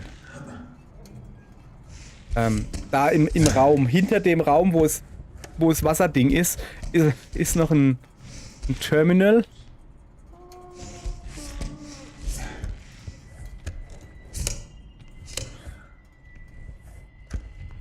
Ich höre ihn doch schon wieder rumschleichen.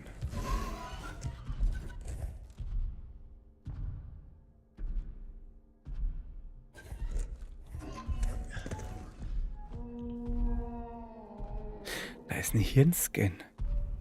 Steht da vielleicht eine ID drauf? Habe ich irgendwo eine ID übersehen?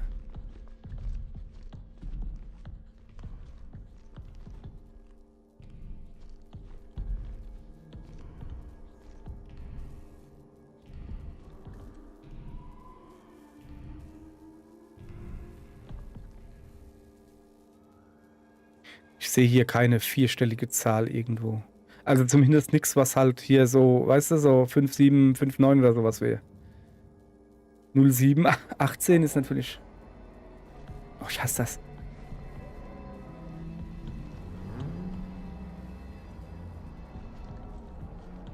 Wenn ich doch nur wüsste, wo der ist.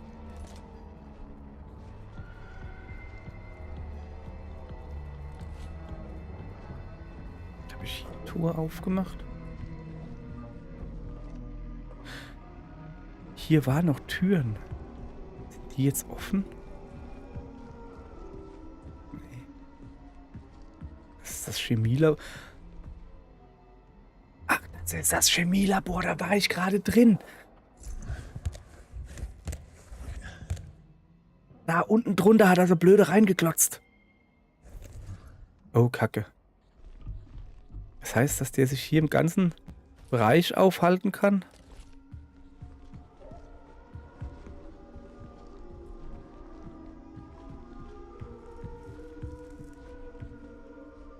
Da komme ich nicht rein, da bräuchte ich eh Sicherheitsstufe 3. Was ist das mit denen? Ich dachte, dass hier vielleicht jetzt eine Tür aufgegangen wäre oder so. Ist hier eine Tür aufgegangen? Die da vielleicht?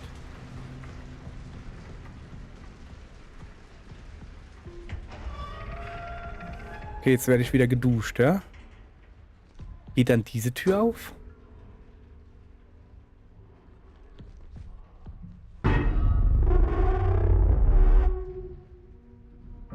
EL9 erkannt. Desinfektionsmittel für EL9 wird angewendet. Ich glaube, ich bin hier richtig. Also.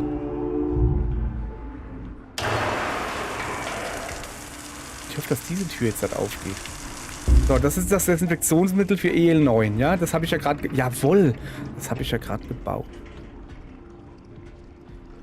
Das ist der Raum mit dem Loch, wo ich gesagt habe, da ist er vielleicht rausgekrochen. Alter, kannst du denn die Tür da hinten zulassen, Mann? Was hat denn das hier für einen Sinn? Das ist doch dumm. Ich versteck mich jetzt hier in der Ecke. Ja, okay.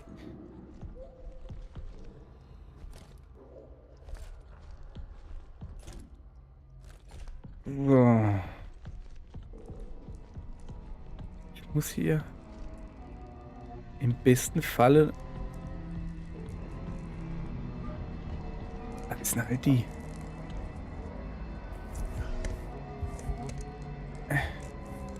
4779. William Davis. Moment. Oh. 4779. Hat das auch gerade quietschen gehört?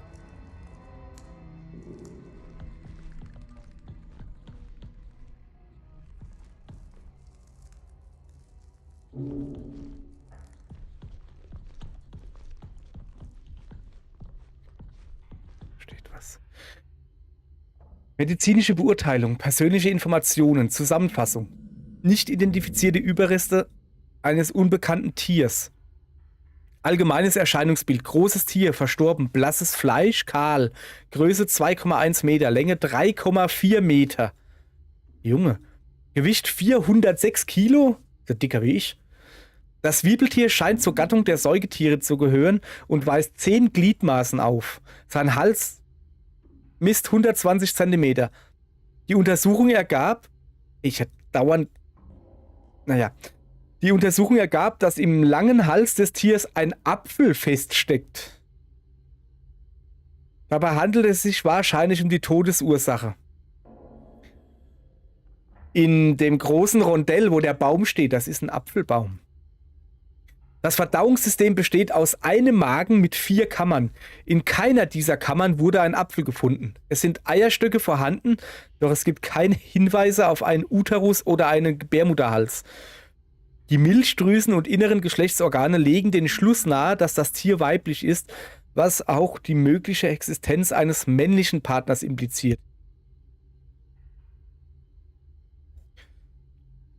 Notizen. Die Größe des Subjekts erforderte es, dass ein Teil der Autopsie an dessen Fundort in der Spindel durchgeführt werden musste. Ein Großteil des Subjekts musste dort zurückgelassen werden. Der Rest wird morgen ins Labor gebracht. Die Spindel ist bis auf Weiteres geschlossen. Ich habe gedacht, dass die Spindel dieses Rondell ist, wo der Apfelbaum steht, aber die war ja offen. So, wir haben hier noch ein bisschen was zum Anhören. Such sorrow in her eyes. Or is it heartache? How lonely she must have been. I'm here now. Redet er von ihr? Edith ja das, glaube ich. Ne, warte mal, das war ja, hab Namen schon vergessen. William Davis. Was redet der da? Wer ist sie? So. Hier drüben sieht es einigermaßen okay aus. Also ich gehe jetzt da ganz rüber und gebe die 4779 ein.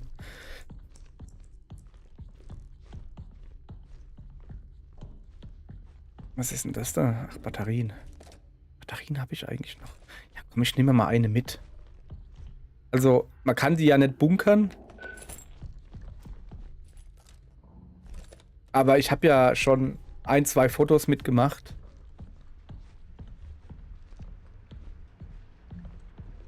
Kann ich da jetzt einfach durchgehen? Jetzt.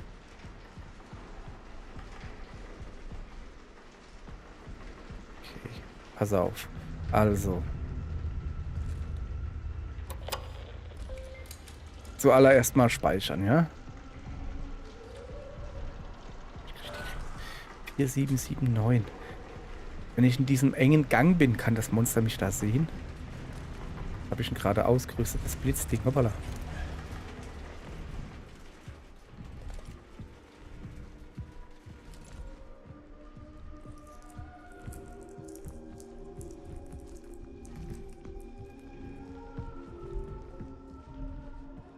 Nee, das ist die Cafeteria, gell? Nee.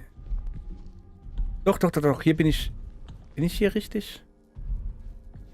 Weiß gar nicht mehr. We came so far, Bin ich hier richtig? further than anyone would have expected. Bin mir nicht sicher.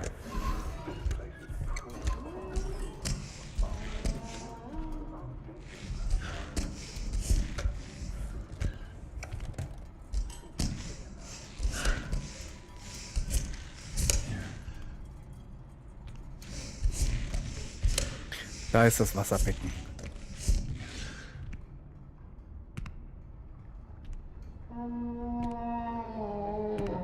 Da drüben höre ich's. Aber wo ist es? Es kann natürlich sein, dass es irgendwie über mir rumläuft.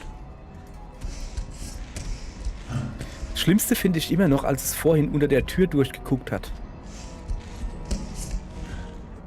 Weil das sagt mir nämlich...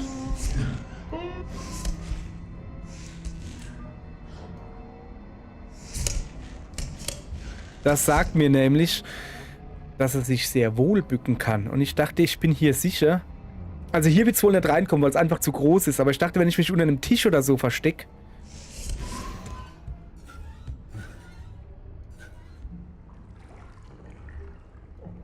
Ich dachte, wenn ich mich unter einem Tisch oder so verstecke, dass es mich dann nicht kriegt. Okay.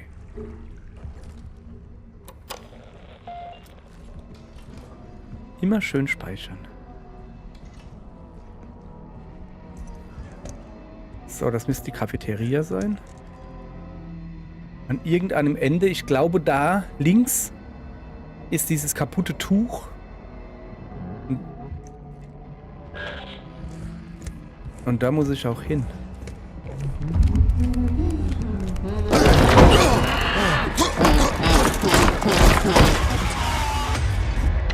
Das war richtig gemein. So viel dann zum Thema, es kann sich nicht bücken, weißt du? Alter, okay, zum Glück habe ich hier gespeichert. Okay.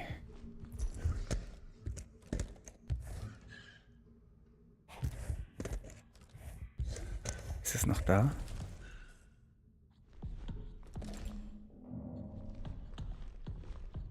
Ich glaube, das ist nicht immer an derselben Stelle. Ich bin mir aber auch nicht sicher. Scheiße. Ah, falsche Richtung.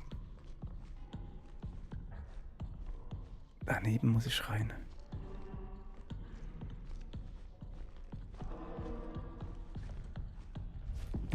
Merkt man gar nicht, dass ich angespannt bin. 4779.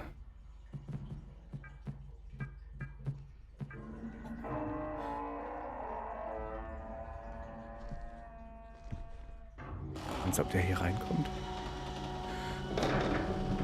Okay, das ist schon mal sehr gut.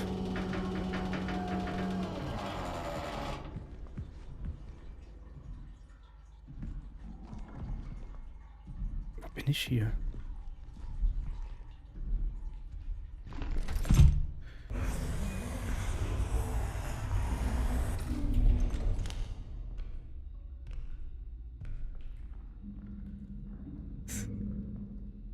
Ich finde das hier gerade nicht schön.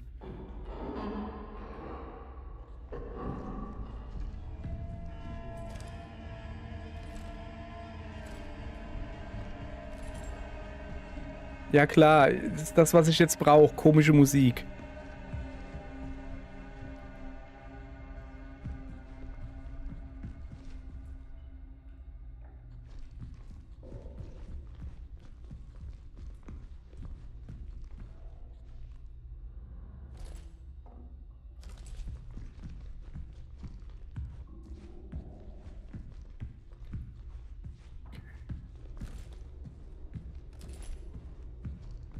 Wieso ist das hier so?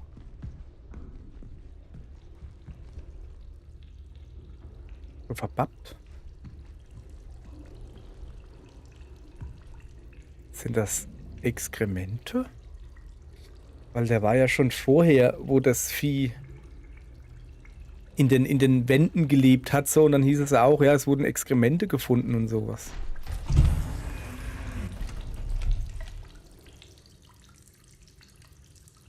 So ein Speicherding wäre mal wieder nicht schlecht.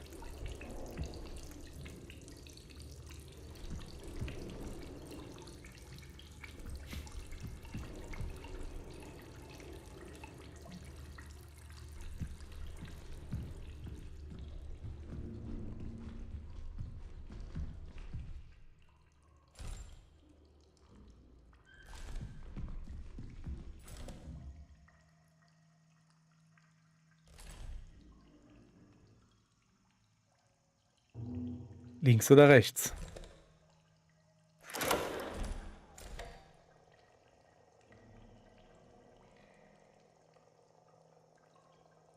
Links.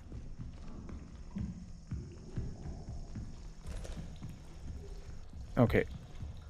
Das war falsch.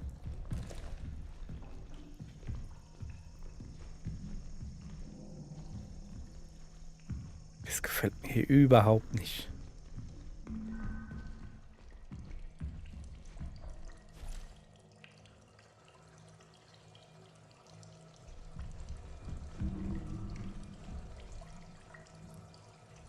Okay, ich gucke mich hier mal ein bisschen um. Was ist das da? Koffer oder was? Stühle.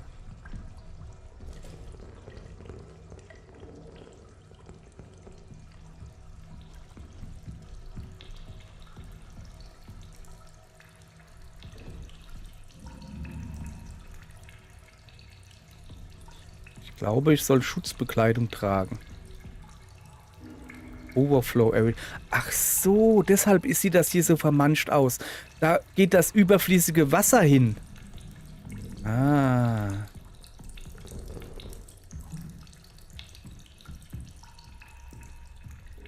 Alter, wenn jetzt das Vieh kommt, ich werde so plärren.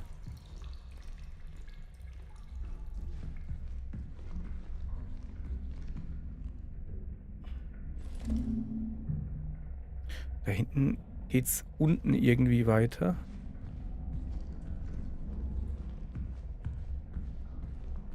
Ah, hier ist das, nee, da kannst du vergessen. Also da ist zwar eine Klappe. Ich kann ja mal probieren. So, ne? Nee, ich komme da gar nicht hin wegen dem Gitter. Na gut, dann hat sich das erledigt. Ich habe keine Ahnung mehr, wie ich hier zurückkomme.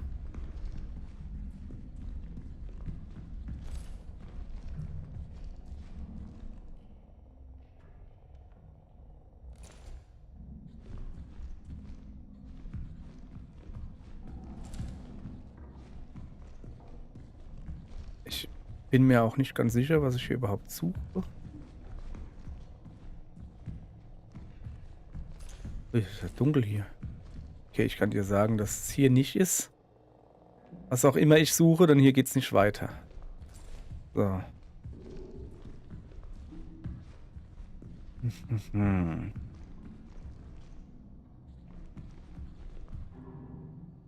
Da drüben ging es kurz weiter. Aber ich glaube, dass da drüben weitergeht. Ich sehe da hinten ein Drehrad. Das heißt, wir gehen jetzt natürlich erstmal gucken, was da hinten ist. Von rechts bin ich, glaube ich, gekommen. Muss gucken. Okay, da geht's nicht. Nee, da geht's nicht weiter. Gut. So, jetzt da nach rechts.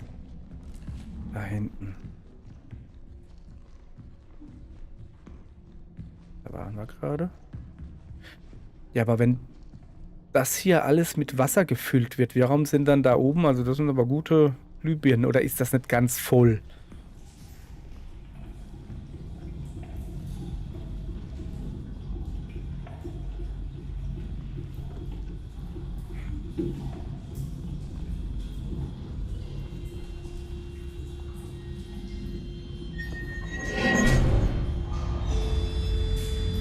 Und ich glaube, ich muss jetzt da raus, kann das sein? Weil das wird ja jetzt hier gefüllt, oder nicht? Da bin ich vorhin gegangen. Und dann da rechts.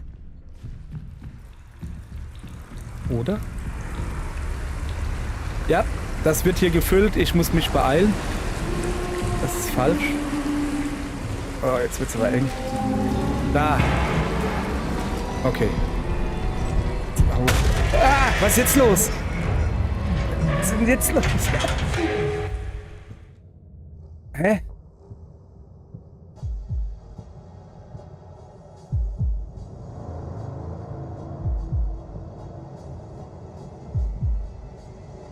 Was ist das Vieh mit dem langen Hals?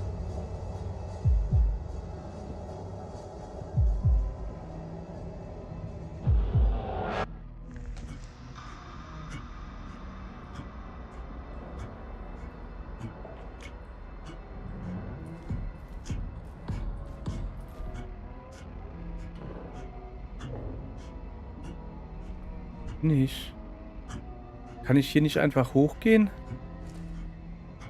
Okay. Wieso ist hier kein Wasser? Ganz im Ernst, ich will einfach nur die Leiter hochgehen.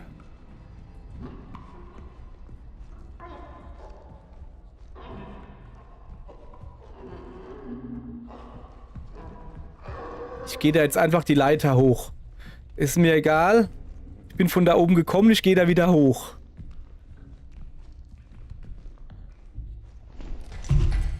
Diesmal vielleicht ohne festgehalten zu werden.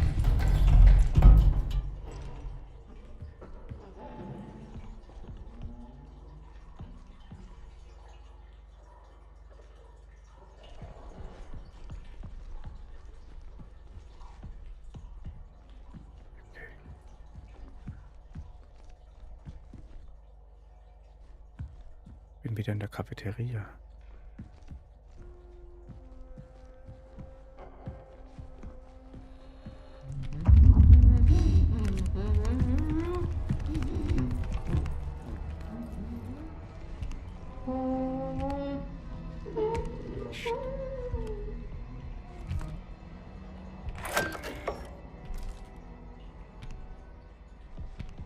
Kommt der jetzt ab?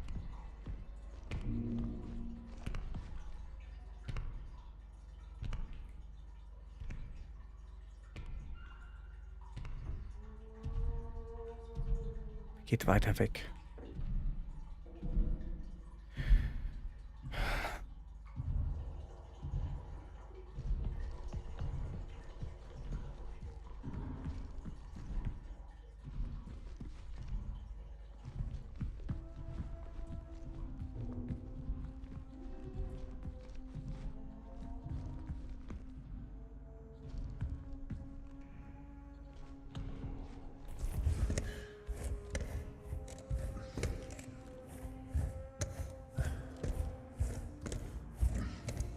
Dass das mir viel bringt.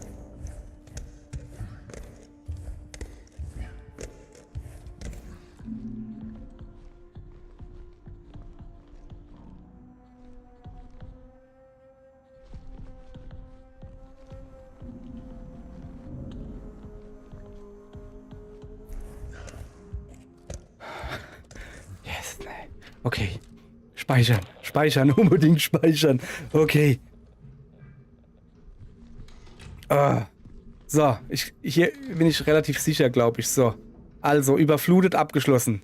Das Wasser wurde in den Tank umgeleitet. Der Überlauf sollte nun zugänglich sein. Überlauf müsste das da drüben sein. So, jetzt haben wir ja eigentlich nur noch der Kanal.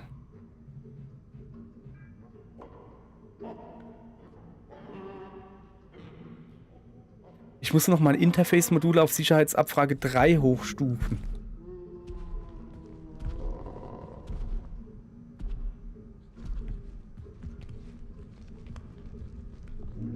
Ist er hier irgendwo?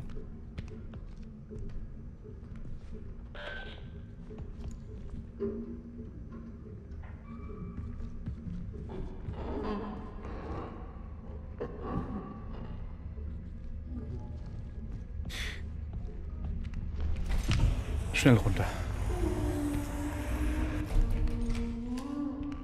Och nö. Och nö.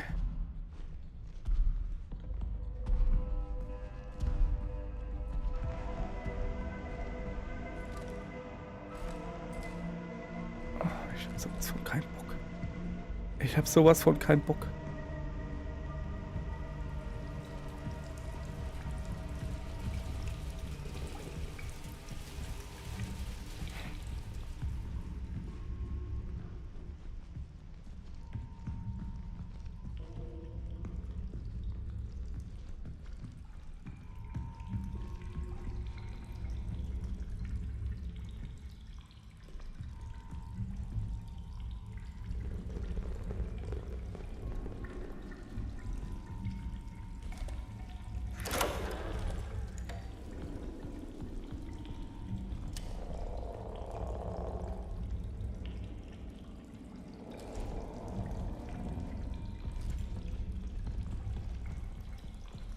Okay. Also wir müssen Zugangsstufe 3 finden. Und die kriegen wir im Büro vom Capo. Okay. Und jetzt müssen wir nur gucken, wo das Büro vom Capo ist. So. Und wenn ich diese Einträge da richtig verstanden habe, das, was wir zuletzt gesehen haben mit dem langen Hals, ist die Mutter oder gewesen. Die Mutter gewesen. Und das war wohl ihr Kind. Und das Vieh, was mich verfolgt, ist der männliche Part. Weiß nicht, ob es der Vater ist oder...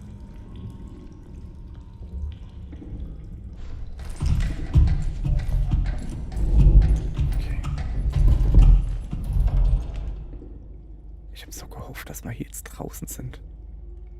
Irgendwo, weißt du, in einem schönen, wenn auch nicht ganz aufgeräumten Büro. Oder so.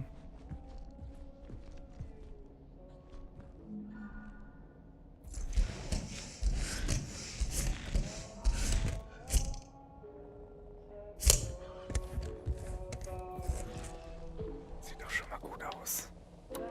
Das sieht doch schon mal gut aus.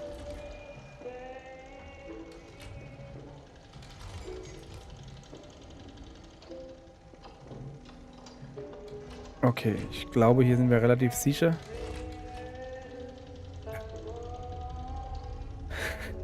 Dass der Vater ist wie bei den Seepferdchen der austragende Part. Und die Mutter kümmert sich ums Essen oder was?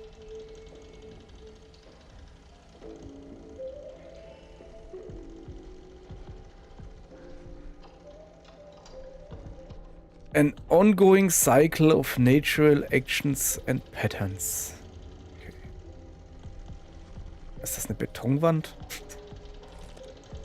Oh, Moment.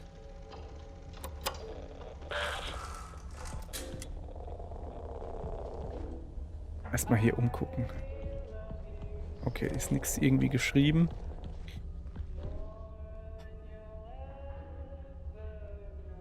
Vorfallsbericht. Vorfall im Kanal. Verstorbene Person. Datum 29.08.78. Zusammenfassung. Der Vorfall ereignete sich während des Beobachtungsexperiments am Kanal.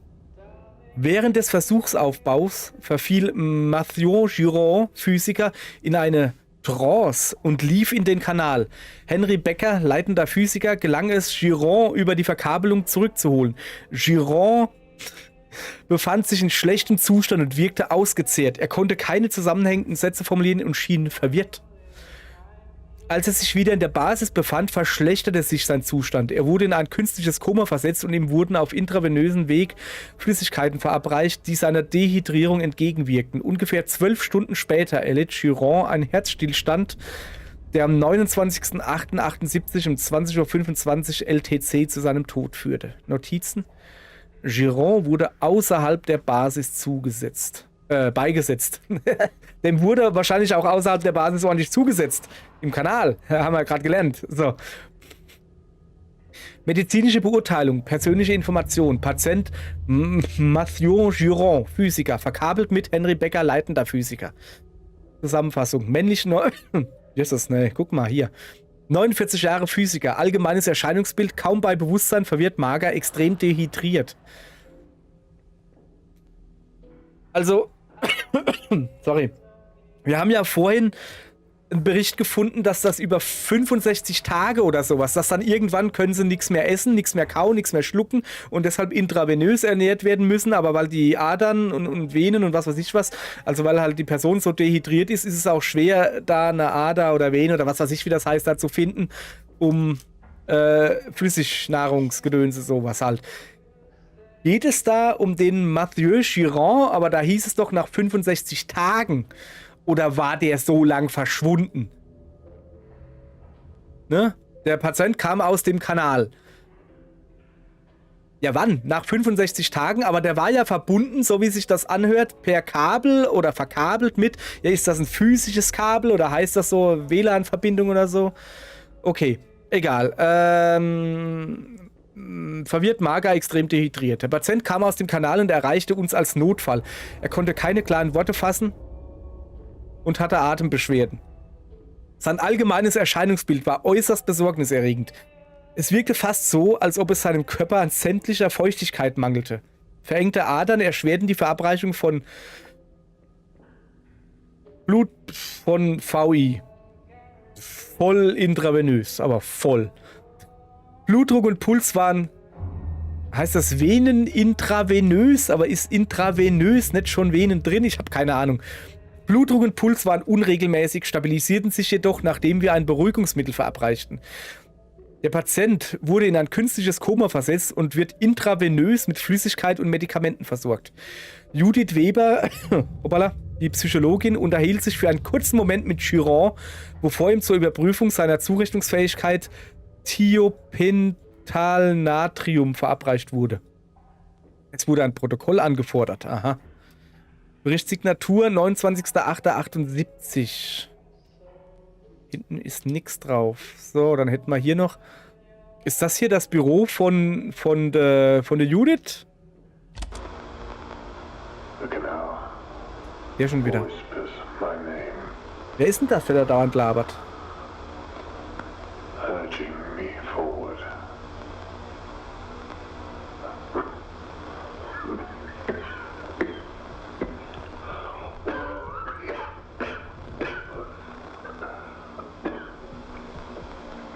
Junge, der hört sich ja schlimmer an wie ich. Okay. Okay.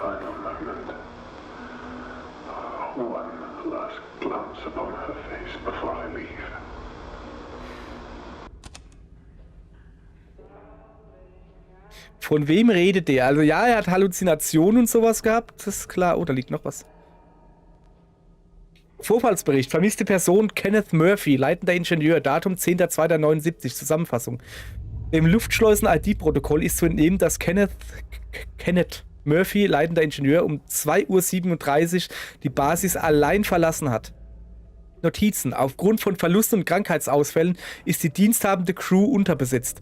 Niemand sah Murphy weggehen und er informierte auch niemanden über seine Pläne. Aus Sicherheitsgründen wurde die Basis nun abgeriegelt. Die Kommunikationskanäle im Pass bleiben für den Fall, dass Murphy zurückkehrt, aktiv. Ist das Murphy? Der da die ganze Zeit rummacht? So, jetzt pass auf. 4779 hoffe ich doch. Jawohl.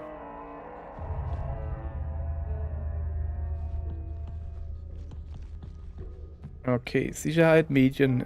Medien gucken, was haben wir denn Schönes? Entität A wahrscheinlich. Hat man das? Genesung? Ne, ich glaube, das haben wir noch nicht gesehen.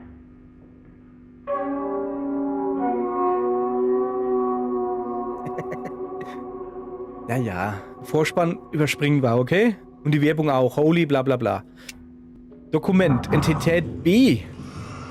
Ach, das ist die Mutter quasi gewesen, wo sie gesagt haben, dass die da liegt und erstickt ist an einem Apfel im Hals.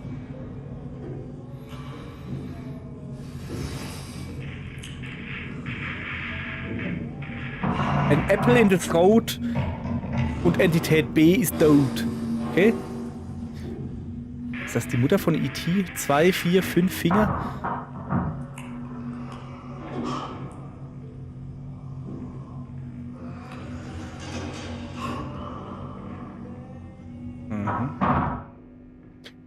Es wurde eine zweite Lebensform entdeckt, die sich anatomisch von Entität A unterscheidet. Maria Ivanov fand Entität B in der Spindel, also doch da, wo der Apfelbaum ist. Zu diesem Zeitpunkt war sie bereits tot, also die Entität. Die vorläufige Todesursache scheint ersticken zu sein, höchstwahrscheinlich hervorgerufen durch einen Apfel, der aufgrund der möglichen Unverträglichkeit menschlicher Nahrungsmittel im Hals stecken blieb. So. Okay. Das ist übrigens eine der wenigen Lebewesen, wo die Frau einen längeren hat wie der Mann. Hals. So, wollen wir mal gesagt haben. Gucken wir noch ein bisschen Tagebücher. Da haben wir auch nicht was zu lesen hier. 20.03.79. Ein faszinierendes Säugetierexemplar. Ein wahres Wesen des Mondes. Die Ebenen ihres Verstands tragen so viel Geschichte in sich. Wer weiß das? 22.03. Die andere Entität, auf die Henry gestoßen ist, ist noch hier. Ich spüre eine Schwermut, die nicht meine eigene ist. Na ja klar, seine Frau ist tot. Wäre ich auch ein bisschen schwermütig. Die anderen halten sie für Halluzinationen. Sie irren sich. Es sind Erinnerungen.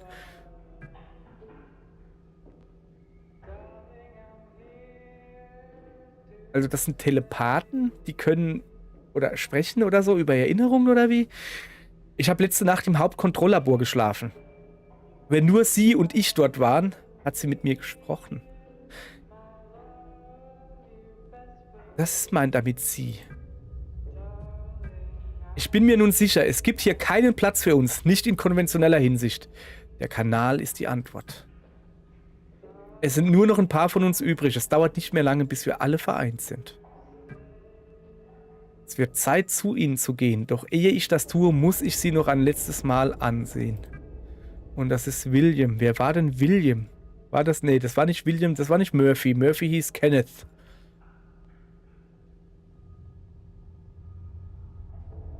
So, also wir hätten hier Sicherheit. Yeah! Okay. Sehr schön. Auf geht's. So.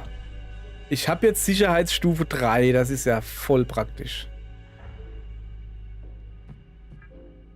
So. Dann werden wir jetzt natürlich gleich speichern. So, Fortschritt gespeichert. Und jetzt gucken wir mal kurz Aufgaben an. Ja. Nun, da das Interface-Modul auf Sicherheitsfreigabe 3 hochgestuft wurde, kann ich zur Kanalstation zurückkehren und in die gesperrten Bereiche gelangen. Ich muss mich beeilen. Muss ich das? Muss ich mich beeilen? Oder darf ich nicht wieder ganz langsam rumzappeln wie die ganze Zeit? So, lass mal kurz gucken. Hardware war das, gell? Und dann konnte man irgendwie mal gucken, wie sieht es mit der Software aus hier. Spielersuche, Tools, drahtloser Zugriff, keine Ahnung. Anleitung brauchen wir nicht. Moment. Interface-Modul, das ist das Dingens da, Türen zu öffnen. Ja, das ist nur die kurze Erklärung, wie es funktioniert. Fordert 1/15 der gesamten Batterieleistung. Ach ja. So. Wo geht es hier weiter? Normalerweise hier. Aber die Tür ist... Da muss ich da wieder raus. Kann ich hier nicht irgendwie aufschließen oder so?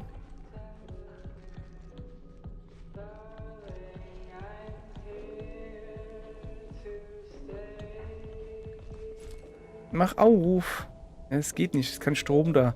Muss ich aber doch wohl wieder da runter.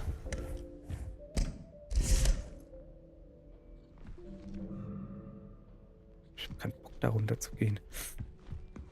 Also ich muss jetzt irgendwie wieder ganz zurück. Ganz zurück zu... Nicht zu Lück. Wo ich halt hergekommen bin. In diese Station, wo ich zum ersten Mal die Entität gesehen habe. Da waren ja noch 2 Türen, glaube ich. Ne, eine Tür, die noch geschlossen war, weil ich da Stufe 3 gebraucht habe. So, irgendwo geht's da an der Seite geht's rein. Ich traue mich hier immer noch nicht zu rennen.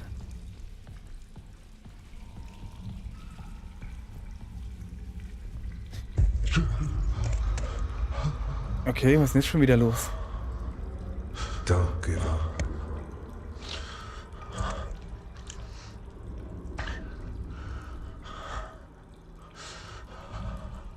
Mir geht's gar nicht gut. Und was ist das für eine Stimme? Rede ich mit mir selbst? Das ist aber eine coole Stimme. Also hier, gib nicht auf. Kriegst du hin. Tschakka, tschakka. Und so weiter und so fort.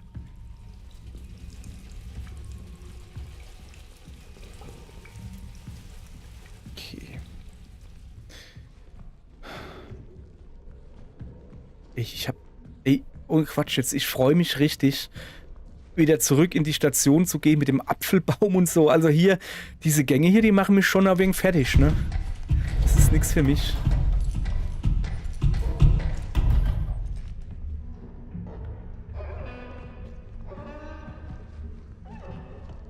Ich speichere hier nochmal.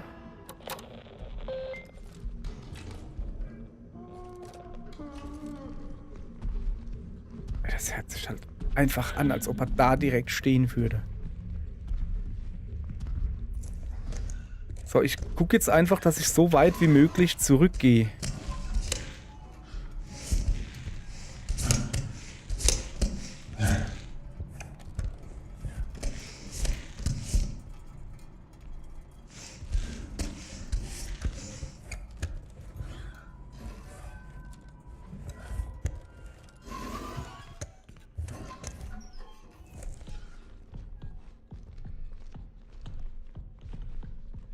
Gab es noch irgendwo was, wo man Sicherheitsstufe 3 gebraucht hat?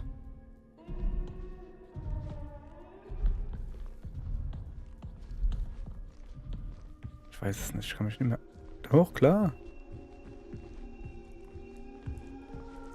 Das da. Nee, ja, da war ich aber drin.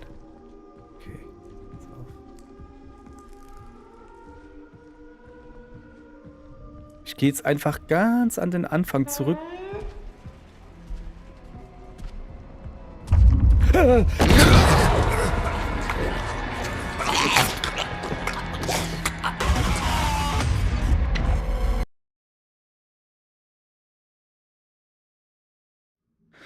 Na, zum Glück speichere ich viel. So. Und ich sag euch jetzt noch was, es reicht mir hier. Oh, sorry. Was geht nicht mehr? Ja, ich weiß, das sieht so, schleicht er die ganze Zeit rum. Und ja, das Ding ist aber, ich habe keine Hose an. Weil ich mir die eh einsauen würde. Und ich kriege jetzt kalte Füße. Okay. Reicht jetzt. Danke. So. Ich glaube aber, wir sind relativ am Ende. Also ich meine, das hier ist jetzt Kapitel 5. Es gibt 6 Kapitel. Und ich glaube, wir sind hier jetzt in diesem Kapitel. Ich muss nur noch zurückgehen mal wieder. Ich glaube, wir sind relativ durch. Dann bleibt noch ein Kapitel. Also vielleicht, aber nur vielleicht, wenn ich mir nicht zu sehr in die Hose kacke, ist beim nächsten Mal spielen wir es dann vielleicht durch. Aber nur vielleicht.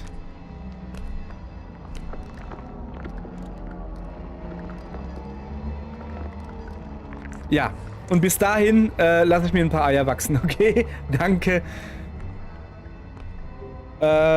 Tschüss, würde ich jetzt gerne sagen. Mache ich jetzt auch. So. Wenn ich es hinkriege, meine Maus darunter zu bewegen. So, und hier auf Stream beenden. Bis zum nächsten Mal. Ich habe noch keine Ahnung, wann das sein wird. Folgt meinem Kanal, dann wisst ihr es und klingelt die Puppe oder bimmelt die Glocke oder wie das heißt. Ich habe keine Ahnung.